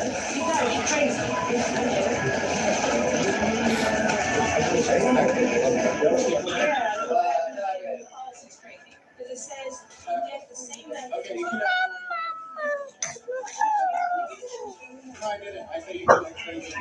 Well, why are you here? Why are you here? Why are you here in the first place? Okay, you're not doing your job. You're not helping me. And this person's trying to film in her kid's arms. She's like, "Put your arm down. Mama's watching the drama." I love it. Hello. At Henry Ford College, we believe it's never too late to follow your dreams. And the words I heard was, don't. I came in yesterday to get my phone in. I had asked yesterday because I just called This one okay?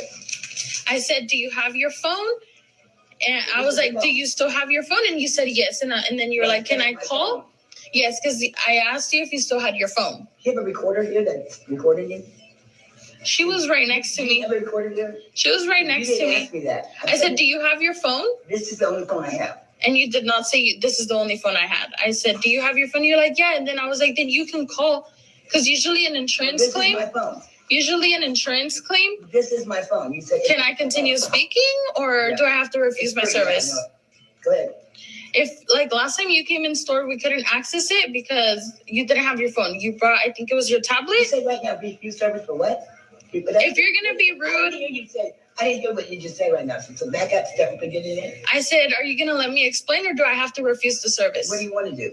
Because if you want to refuse my service because I didn't understand you, that's on you. No, because you're being rude. No, well, I'm being rude right now because I'm not pretty upset with Metro right now. I'm pretty not ready. I'm not even ready. Well, if you're upset with Metro, that does not mean you have to come in and argue with me or be rude to me. I'm saying yesterday. Did you have a recorder that's recording us? If you did, you can watch it. You didn't ask me that. Now, I don't know who you asked that to yesterday, but it was not me. There's only one person who came in for a phone. Okay, well, it was not me. I can guarantee you didn't say that to me. How about if we find out I'm right? There's nothing we can do. Well, maybe I'll cancel my service, like you said, refuse my service. Maybe I would be service Metro if I find out I'm right. Because if you rewatch it, you didn't ask me that. I said, do you have your phone? And you said yes. And then I said, you can call. This is my phone. Yes, this is my phone. I have my phone. Mm-hmm. So when you asked me, do I have my phone? I said, this is my phone. You did not say this is my phone. You said yes. And then I said, well, then you can call. But, you know, she has explained it to you that you could only call if the phone has service. And in store, we do charge a $25 fee.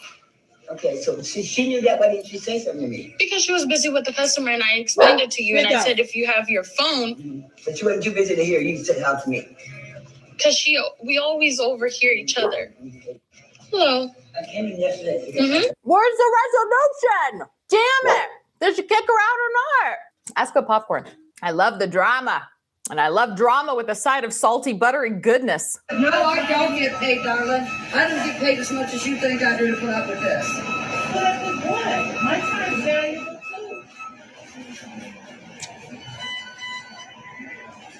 Then maybe you should find another job. Maybe you should just be quiet.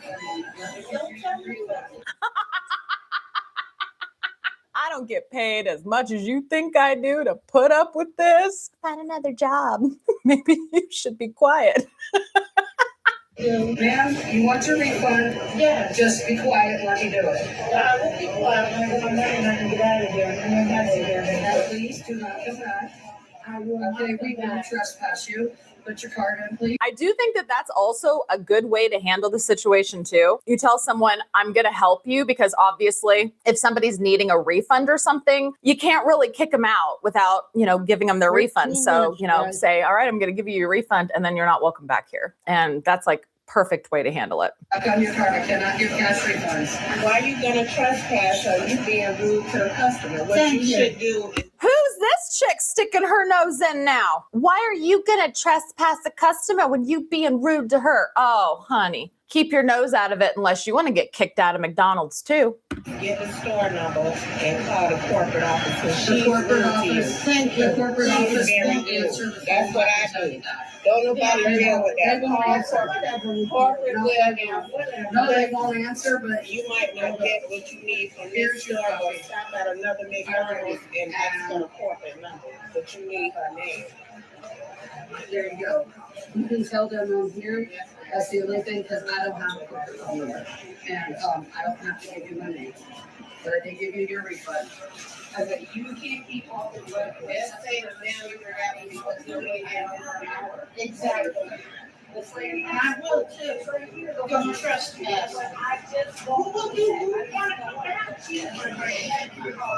So I could be wrong. Forgive me if I'm wrong, but I want to say, fun fact, corporate numbers don't give a shit if you think an employee is being rude to you. They don't.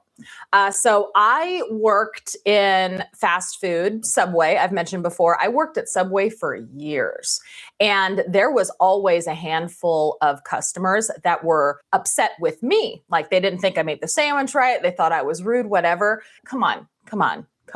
You guys, you imagine me being rude? I give superb customer service. Okay. My customer service skills are top notch, but there would still be customers that would think that I was being rude and they would want a corporate number. I can't tell you how many times people have probably called corporate on me. I ended up quitting that job. I never got fired. And it's because corporations like McDonald's that literally have tens of thousands, if not hundreds of thousands of employees, they don't care that Karen wants to call and have a bitch fest on the phone about Susie not giving her cash refund, instead insisting that it goes back on a gift card. Corporate offices don't care. The only time they care is if there is something that is violent or seriously wrong. A rude employee, they're going to laugh you right out the door. They're going to say, well, then I guess go to another McDonald's.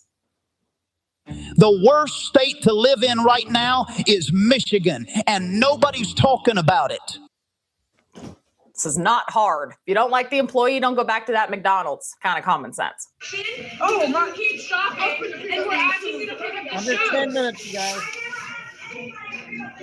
You should have put it all on the floor, right? And pick up these. Ma'am, you're still shopping and we are closed. I could have said no to this. I hate customers like this, man. I've mentioned before that I used to have a retail establishment. I had a brick and mortar store where we sold Amazon liquidation. We would have customers do this crap all the time. They would come in 10 minutes until close. And the way my shop was set up, you can't shop in 10 minutes. It was a bin store. You had to dig through bins and look at things. There was no way anybody was going to be in and out in 10 minutes. People would do that to us all the time. We would be there half hour past close, trying to get people out of the store. Lights were getting cut off at close.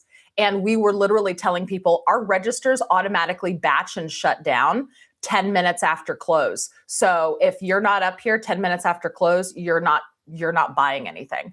And it finally got the point across. And so I could feel the frustration of this Ross employee. Finish shopping, get out of the store. I get it. Ma'am, it is 11 minutes past close. I'm gonna be done. Okay, but you keep And if bringing you up can't, more. But you keep on bringing up can more. tell me no. Okay, Or no. you You are Then still tell him. on the Oh, floor. tell him. You are still on the Tell floor. them. I want Baby, I need you to come in here. You are still on the floor shopping. doors are Because closed. you're still doing stuff I'm allowed to. The doors are It closed. doesn't matter. You have to respect You're us in already- our I time. am. You But don't you should have be to- respecting us in our time. I am. They locked up the whole entire Ross. Oh my God.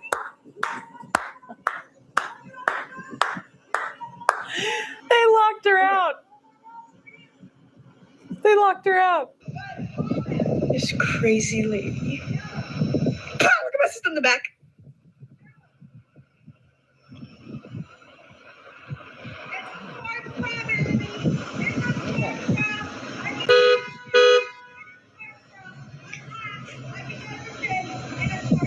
Oh my God. Yeah, that's right.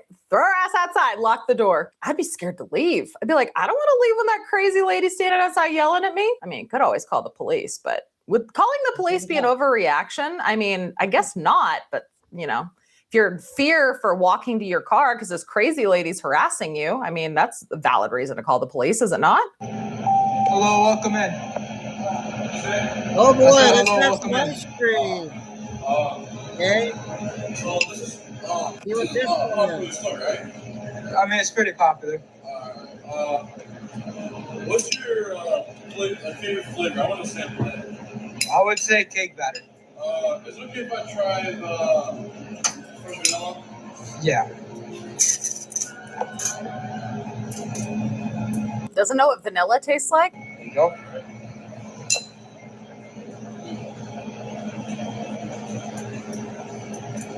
Wait, can I try one of these flavors down here?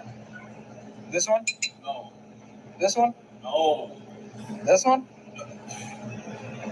Shoot, bro, sir. I said this one. Yes. Do you not understand? Sir, respectfully, like, I'm trying to be polite here. I just, if you can't just, like, do a simple test. I don't know. I'm done. Oh. That was pretty good. I think I'm just going to do the French vanilla. Alright, can I get a medium for that? Yeah. Damn, I thought if that's a good discount, it's like my sister told me like yo, these phone numbers. No, we do use phone numbers, but I'm just not gonna let you put it in because you're being rude. What? You heard me. Huh? You heard me. What did you say? Sorry. I said I'm not gonna let you put your number in because you're being rude. I'm being rude? Yeah, you're being rude. I just know I'm gonna complain, and matter of fact, that's gonna be for free. So You know what? As a matter of fact, I'm not even gonna make it. You could just leave. Get out of here. I'm not serving you. Bye. Get here. I'm not serving you. I'm gonna call the manager. You need to fix his attitude with his mouth and face.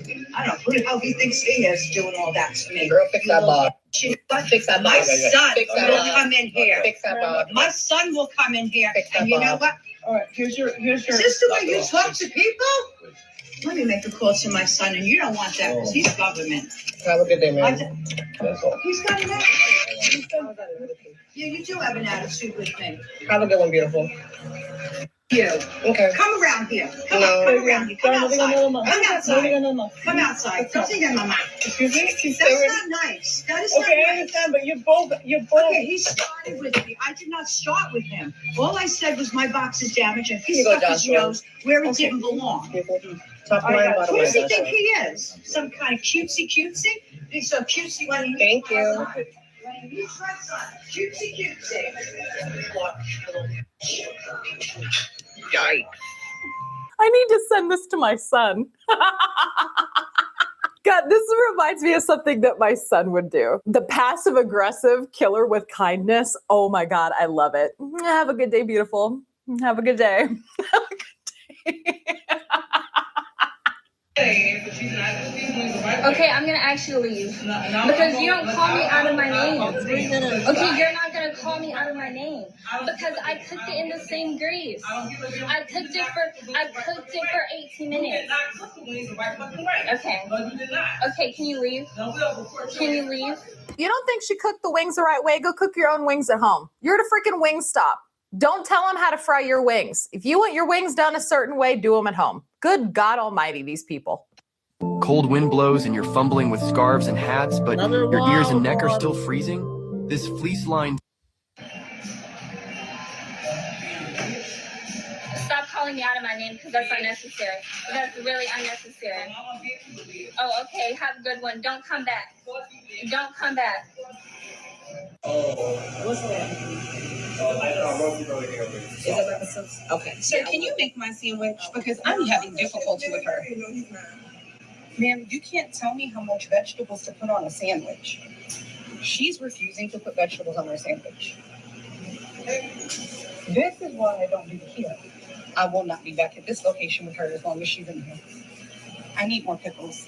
I'm paying for that sandwich. Oh my God, I'm having moments of PTSD. At a Subway.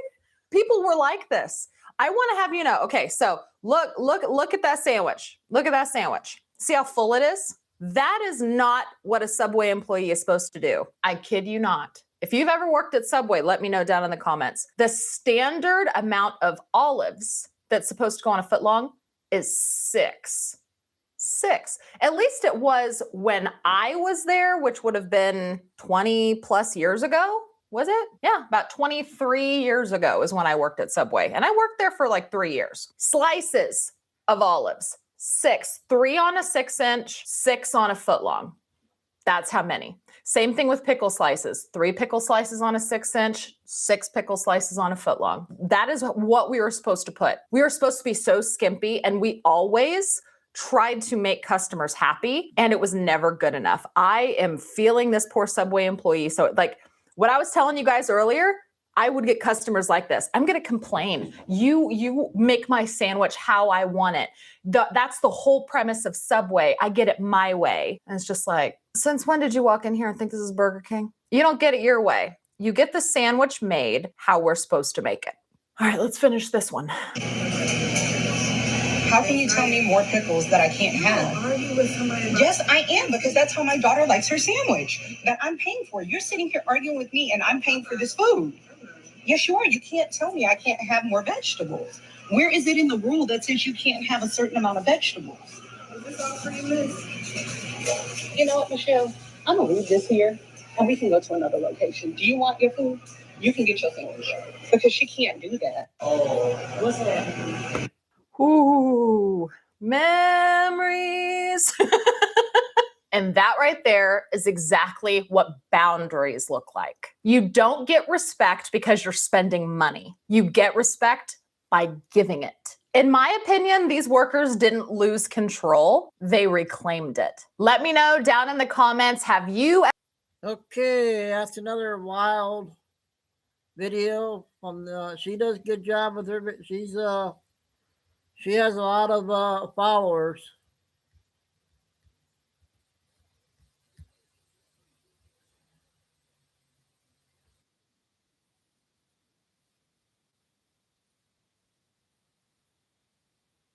For business, where I can find everything I need in one place so we can help people get back to life. So I'm going Bible when I say this to my haters. F you. This lady just gave us the biggest mask off moment in minutes. political history and proved all of her haters is exactly right. This is exactly what she was accused of. This is DC Police Chief Pam Smith that just resigned after being accused of bullying and intimidating people in law enforcement to downplay crime statistics to make her look good, and all the Democrat politicians that wanted to show, DC crime was down under her leadership. This lady just proved everybody right. This is her farewell address. This is her walkout ceremony speech after 28 years in law enforcement. And she had the opportunity to keep her composure and just say that the allegations are not true, but I'm resigning and stepping down. God bless you all. But instead, she went on this unhinged rant, proving that she's completely out of control. Never would I compromise my integrity. Never would I compromise 28 years in law enforcement for a few folk who couldn't stand to be held accountable. And if I had to do it all over again, I'd do it again. The same folks who said in that report that they changed their numbers, and I did not. The report is very clear. I did not direct anyone. You should investigate those folks. Her and Fannie Willis need to team up. If you want something to investigate, if you want something to do with your time. This lady was appointed by Muriel Bowser and paraded around as the first Black woman to ever take this position. And this is what you get. A completely unhinged, uncontrolled lunatic. And look, I almost believed her when she was in the media. I think she did a CNN interview where she was basically saying it's all political, and she's not even resigning because of the investigation from House Republicans. She's resigning because she wants to go spend more time with her family, and she seems so cool, calm, collected, and she seemed like she had herself under control. But this was her ceremonial walkout speech, like her farewell address, and she completely lost it, and she couldn't help herself. And this proves everybody right. And if you couldn't imagine this lady bullying and intimidating people before, well, now you can, thanks to her unhinged rant. And this is going super viral right now. A lot of times, normies, people that are just kind of casual in the political scene, they don't see this stuff. They're not going to see a report from the House Oversight Committee unless they happen to tune into a channel like this. But this is going super viral. I mean, the tweet that I pulled that video from has 1.1 million impressions, and it's one of many, and it's trending on a lot of news outlets. So this lady just proved everybody right, exposed herself in an epic mask off moment, and now the normies get to see the type of person that Democrats appoint to be their DEI hires. This lady was paraded around as the first Black woman to serve as the DC chief of police. And this is what you get. Somebody that's fudging numbers and is absolutely out of control. So the normies are seeing this. It's a great Christmas present to us all. Thank you, Pamela Smith, for showing us your true colors on your way out the door. And don't let the door hit you on the way out. Now, ladies and gentlemen, in an effort to make this go even more viral and get more eyes on this, please leave a like on the video and subscribe to this channel. Leave a comment down below. And okay, latest on Nick. 9 minute. Oh, wait. Let's do this one.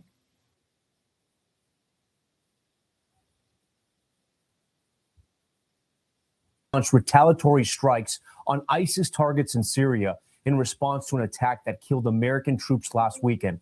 I want to get straight to our senior national security correspondent, Courtney Cuby, who joins us live. Courtney, again, these were in retaliation for that ambush attack that happened on those 2 National Guard troops from Iowa.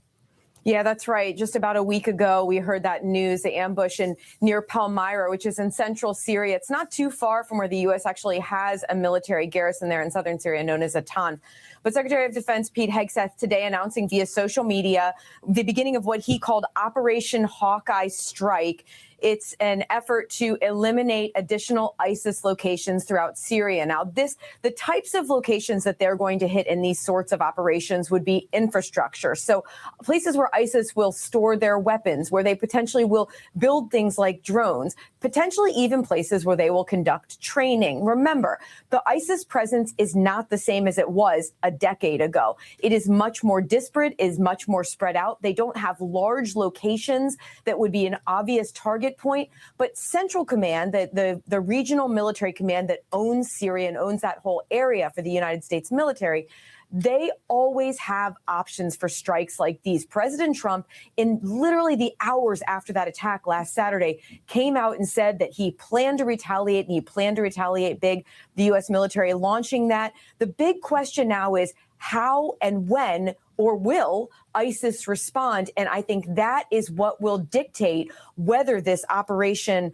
Hawkeye strike ends today or whether it continues for a matter of days or even weeks, Tom. But Courtney, these initial strikes are not just one and done, right? It seems to be a little bit more widespread than we thought.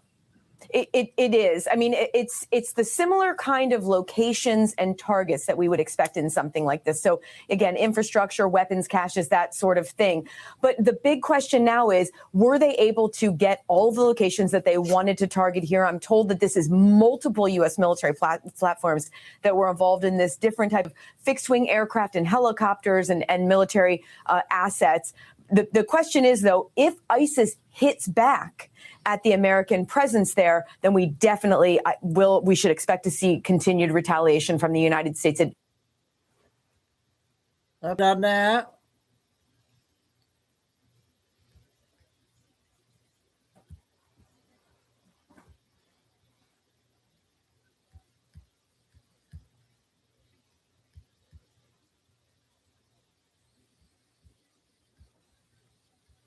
Three minutes.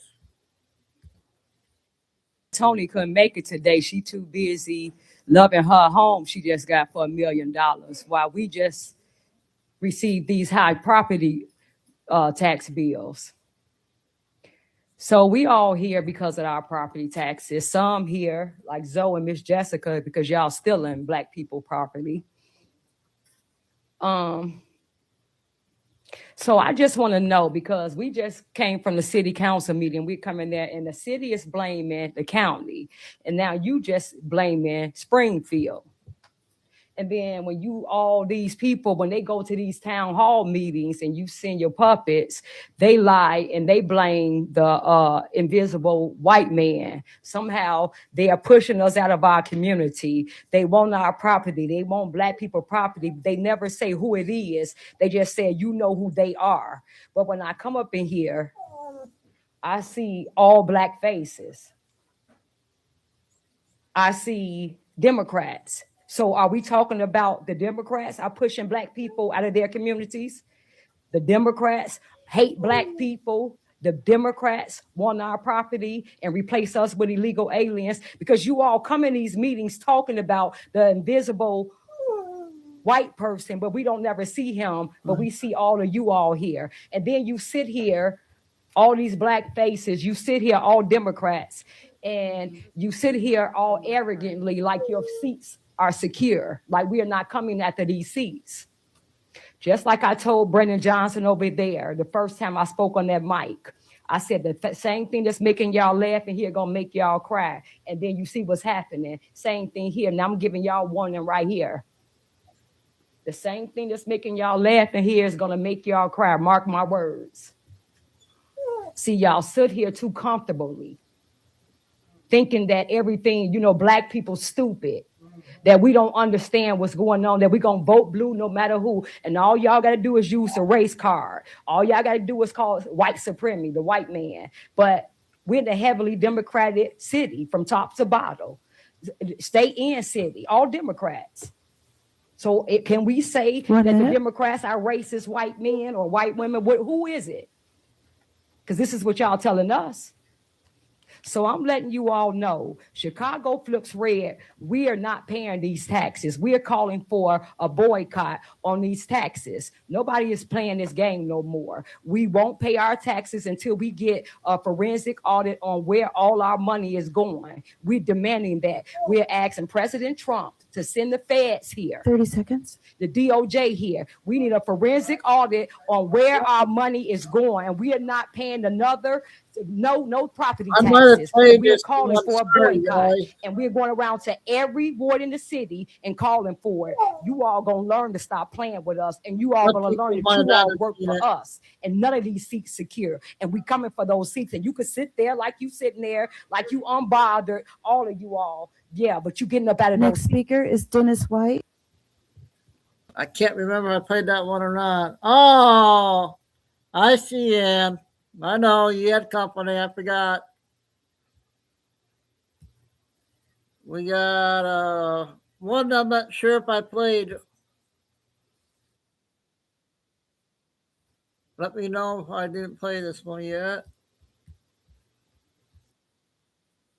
Raising red flags for years, and she believes she 5 knows where minutes. the trail will lead. You're no stranger to politics, I know, AJ, having run for Congress yourself, but you have been raising red flags about Omar for years now.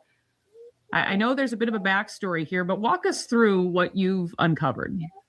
In 2019, Ilhan Omar changed her birth year from 1981 to 1982 on How her many Minnesota seniors State won? Legislative page, Wikipedia, and her U.S. Congressional page. My visit to the Minnesota Secretary. I don't know if you guys want me to play this one, but I might have played this. It's only 5 minutes.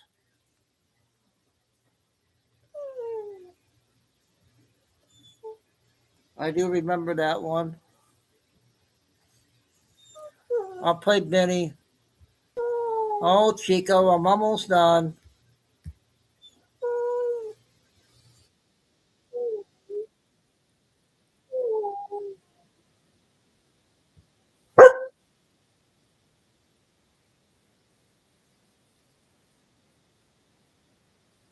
Water volcanoes were active on the ocean floor in the Bermuda Triangle. 9 minutes.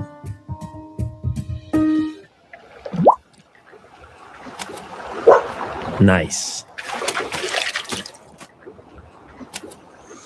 What's up, guys? Spenny. So many mysteries of the ancient world remain totally and completely unexplained. The pyramids are one of those mysteries. Nobody knows how they were built or why. Nobody's quite sure how the stone was able to travel 500 miles or how such massive pieces of stone were able to be moved, constructed. If you were to do it today with AI technology, all of the science and all of the capacity that we have to build great things, you still wouldn't be able to build one of these pyramids.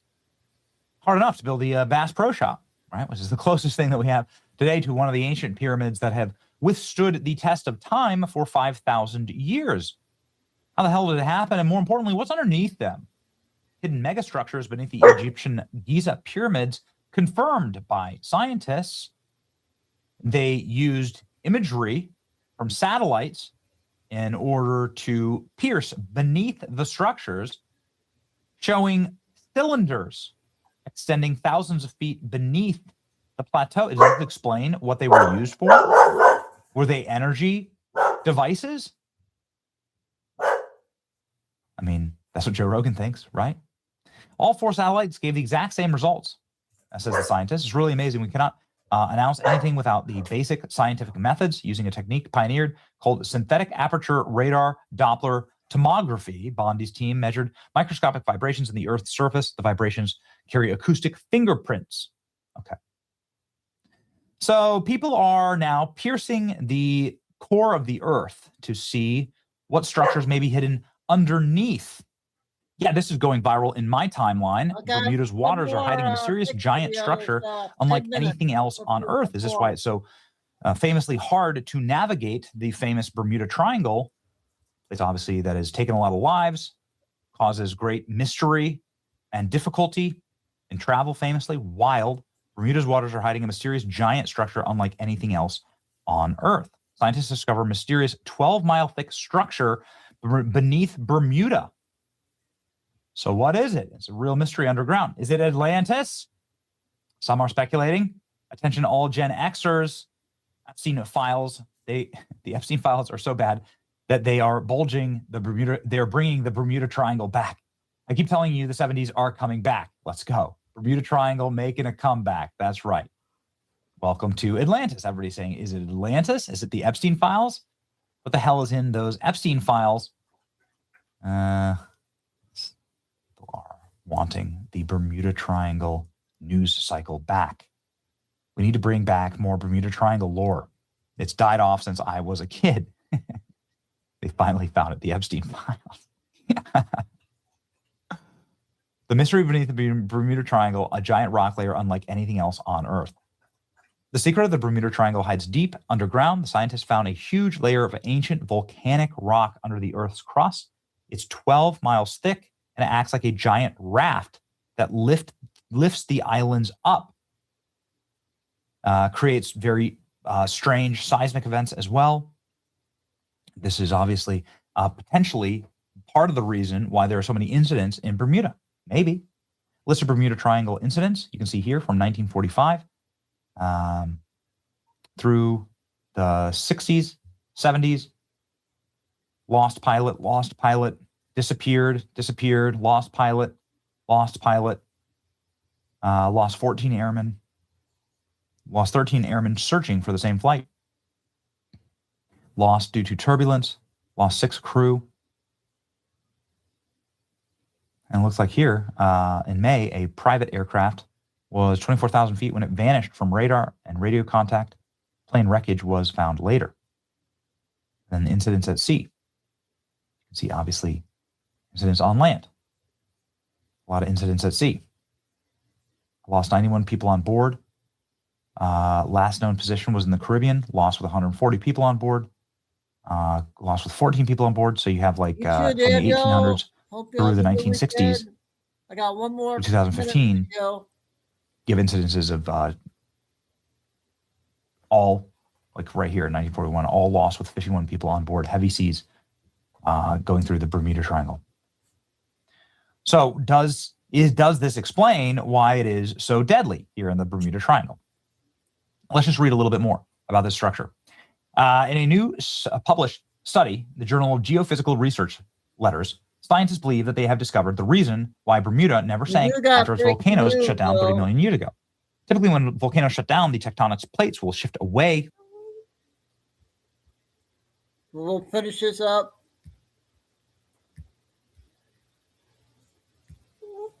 From the deep mantle hotspot, and the cooling crust of the volcano will slowly sink. However, scientists found an unusual rock layer below the ocean's crust in Bermuda, causing the island, pushing the island upward. The layer comes at 12 miles thick. Level of thickness they have never seen before. The team studied earthquakes and were able to pinpoint the layer of the crust beneath the ocean. The image reveals a thick layer of rock, less dense than the rock surrounding it. Typically, the mantle is expected to sink to the bottom of the ocean's crust. Instead, it went upward. In Bermuda, there's a thick layer beneath the crust, the tectonic plate that Bermuda sits on. Bermuda sits on the ocean swell, where the ocean's crust is higher than the surrounding rising ocean, around 500 meters. The findings suggest the last volcanic eruption may have put the mantle rock up onto the crust, where it froze in place and created a raft-like structure above the ocean floor. So is this why it is so volatile there? Why it's such a deadly place to navigate to? Because it has very strange wave actions, probably. Possibly. And it's so hard to navigate into or out of. There's still material left over from the days of the ancient volcanoes.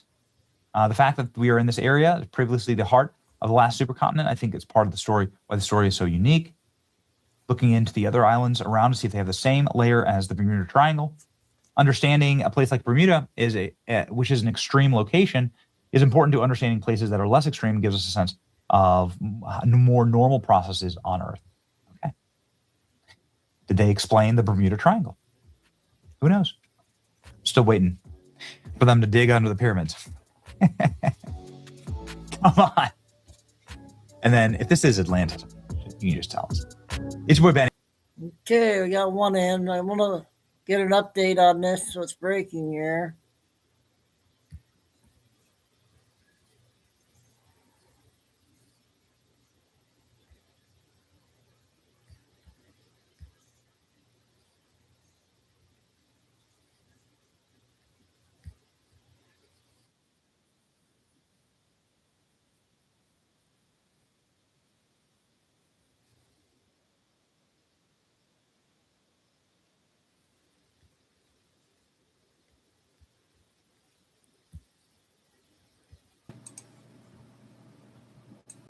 All right, now we got 890902 and 11175 up.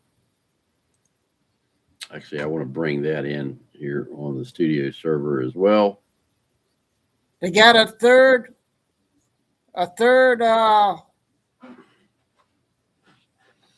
tanker again.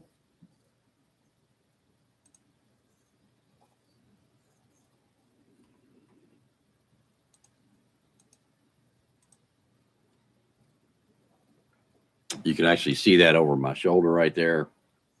That's the SDR here at the KLW World News headquarters.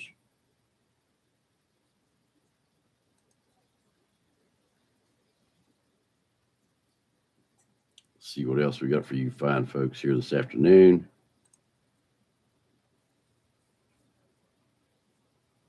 This guy's been around. Yeah, people can change. People can. Let's see what other.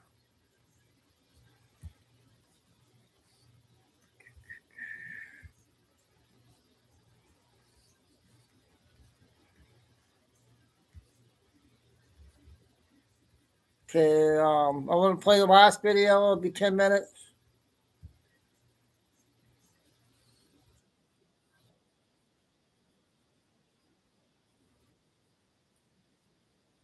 Are already drafting articles of impeachment against Pam Bondi for not releasing everything by the deadline and for redacting too much. Attorney General Pam Bondi. Some Democrats are saying she should resign, including Congresswoman Alexandria Ocasio-Cortez. Are you considering impeachment for the Attorney General if you don't feel that the Justice Department complies with your law? Thomas Massie and I talked about it. He's working, as am I, on drafting articles of impeachment and inherent contempt. We haven't decided whether to move it forward yet, but we're in the process of doing it. And look, the problem that the Attorney General has, if you just look at the comments to our social media feed, is the amount of MAGA influencers who are upset with her. And the issue for her is not, are there going to be 212 Democrats who would support it? The issue for her is how many Republicans and MAGA supporters would support it. So my hope, because my hope has never been about Pam Bondi getting justice or Todd Blanche getting justice. My hope is she looks at this. She looks at the outrage that MAGA has. She looks at the disappointment that the survivors have. And she makes a decision over the next 2 weeks to actually start releasing these documents, because she may lose more Republicans in the House than she anticipates. So he just told you the entire playbook in that 2-minute clip. If you were listening, he literally said he doesn't care about justice for Pam Bondi or Todd Blanche. He said he cares more about the MAGA influencers and the members of Congress voting against the administration and causing an uproar and turning people against MAGA as we head into the midterms. I mean, if you go back and listen, that's what he just said. And what we're going to talk about in this video is the fact that this whole thing was rigged from the start. This was all a big game. It has been since day one. If you haven't realized by now that this entire Epstein debacle has nothing to do with the victims or accountability and everything to do with scoring political points on social media and a personal vendetta against Donald Trump, then I don't know what to tell you, because you are blind. Thomas Massie, Ro Khanna, Marjorie Taylor Greene, all these Democrats, they don't care about the fact that Bill Clinton and all these Democrats are littered all over the Epstein files and are clearly implicated in the sex trafficking ring. They don't say one thing about old Buffalo Bill literally in a swimming pool with his pee-pee out next to one of the victims. They don't care about that one bit. All they care about is the fact that, you know, this chick's face is redacted out of the photo. This whole thing that they're going after right now with the redactions and the fact that they haven't released everything by the deadline, it's all a facade, and it was set up to be this way from the jump. And look, this guy, Matt Morse, he's great. I follow him, and he lays it out cleanly. He says, let me get this straight in the Epstein files. We see Bill Clinton, Hillary Clinton, Richard Branson, Kevin Spacey, Diana Ross, Michael Jackson, Mick Jagger. Not a good day for the Democrats. And we've already seen from the emails from Epstein himself saying that Trump, while he knew about the girls, he never got a massage. That's all I needed to know. Okay, I already saw the email from Epstein himself saying Trump never got a massage to know that he's not a pedophile. So I don't think there's anything in the Epstein files that would indicate Trump was having sex with underage girls. But of course, because the Democrats haven't found what they're looking for, which is evidence that Trump is a pedophile, then the implication is that Trump is hiding something. They're pointing to these redactions and saying that the reason there's so many redactions is because Trump is trying to hide his crimes. I don't think that's the case at all, but I also don't think the Trump administration, and particularly Pam Bondi's DOJ, has done itself too many favors along the way in giving the appearance of transparency and honesty and making it appear that they're not hiding something. This was always going to be the outcome from day one, the moment they had the idea to draft the Epstein Transparency Act, because if they didn't find evidence that Trump was having sex with underage girls, they were going to go after the fact that they redacted too much. And if they didn't redact too much, then they would say that they scrubbed the evidence and changed things. It didn't matter what happened here. It was a lose-lose situation because, and I'll say this, the Trump administration destroyed public trust on the matter. So no matter what happens, the left is just going to pivot to whatever narrative fits their political goals. The criticism I have with the DOJ, which I think is a legit criticism, and all of us share to some degree, is all the flip-flopping. You went from saying there were no Epstein files. No, first you said the Epstein files are on your desk. Then you said there are no Epstein files. Now there's 1 million files. And, you know, you had Kash Patel coming out and saying the guy killed himself and he didn't traffic these underage girls to anybody but himself. All of that damaged public trust to some degree. So some of this is kind of like self-inflicted. If they had handled this a different way from the get-go, I think that a lot of this could have been avoided. But the Democrats saw blood in the water, and now they've made this the singular focus as we head into the midterms. And part of that is the DOJ's own fault. But let's talk about what we're dealing with right in front of us, and that is the fact that Ro Khanna and Thomas Massie want to impeach Pam Bondi for partially releasing the Epstein files and not complying with the deadline set forth in the Epstein Transparency Act. I want to talk about how this is absolutely rigged and set up to make it impossible for them from the get-go. And this was always going to be the outcome.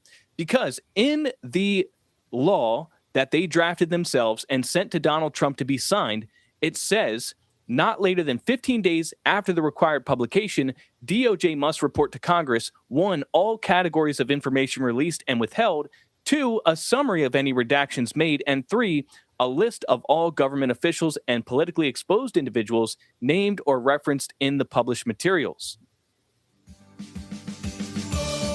Want to take the guesswork out of holiday shopping? A gift card from Hobby.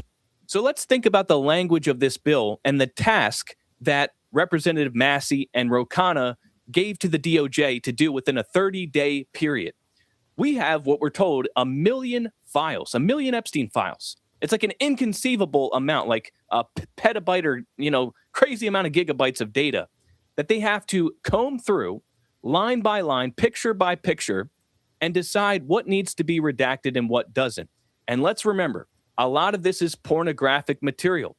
There are ongoing pending investigations going on in the background, and we can't compromise those. And there's also victims whose names and faces need to be redacted for privacy and safety.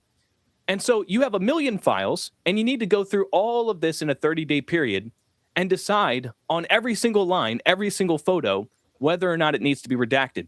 And not only that, but they want a written explanation for every redaction that you make and a list of all the people that are included in these files. Now, that's a pretty tall order to meet in a 30-day timeline, especially when you consider this fact.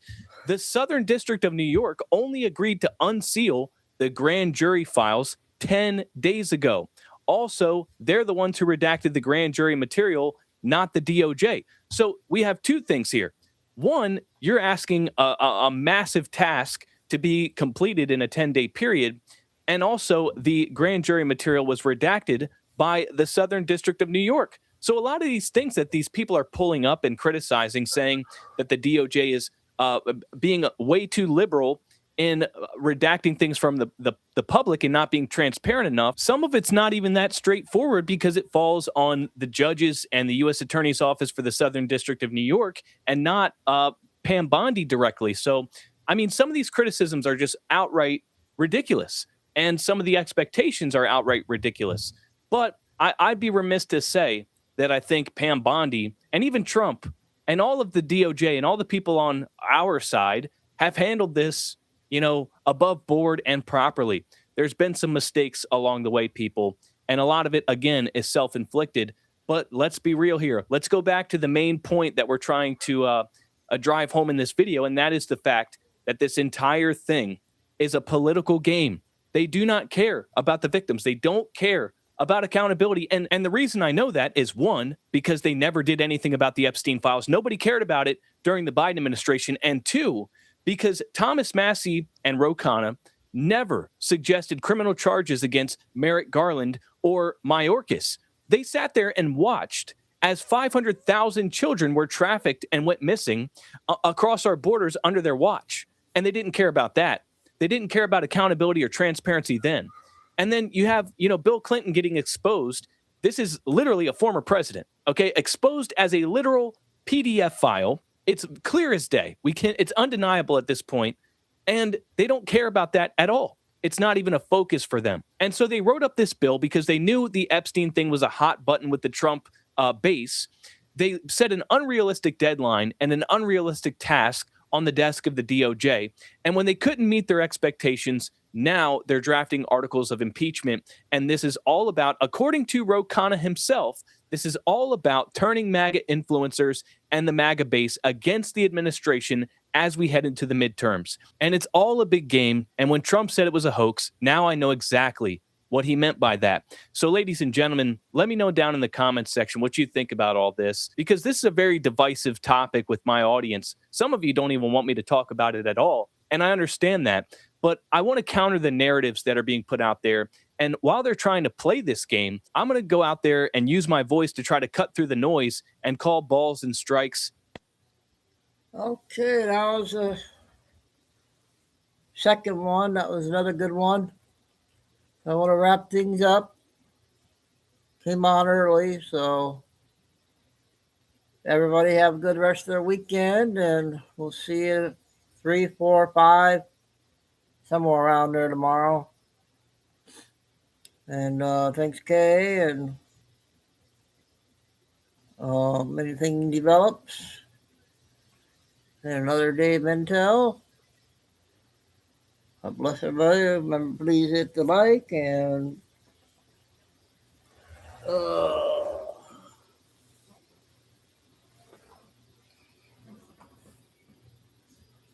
where's my sign? Where's my sign? Oh, can't find it.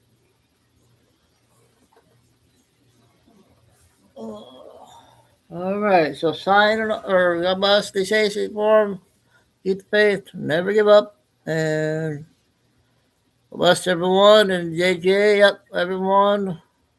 We'll see you tomorrow. Signing off, Chico Dude.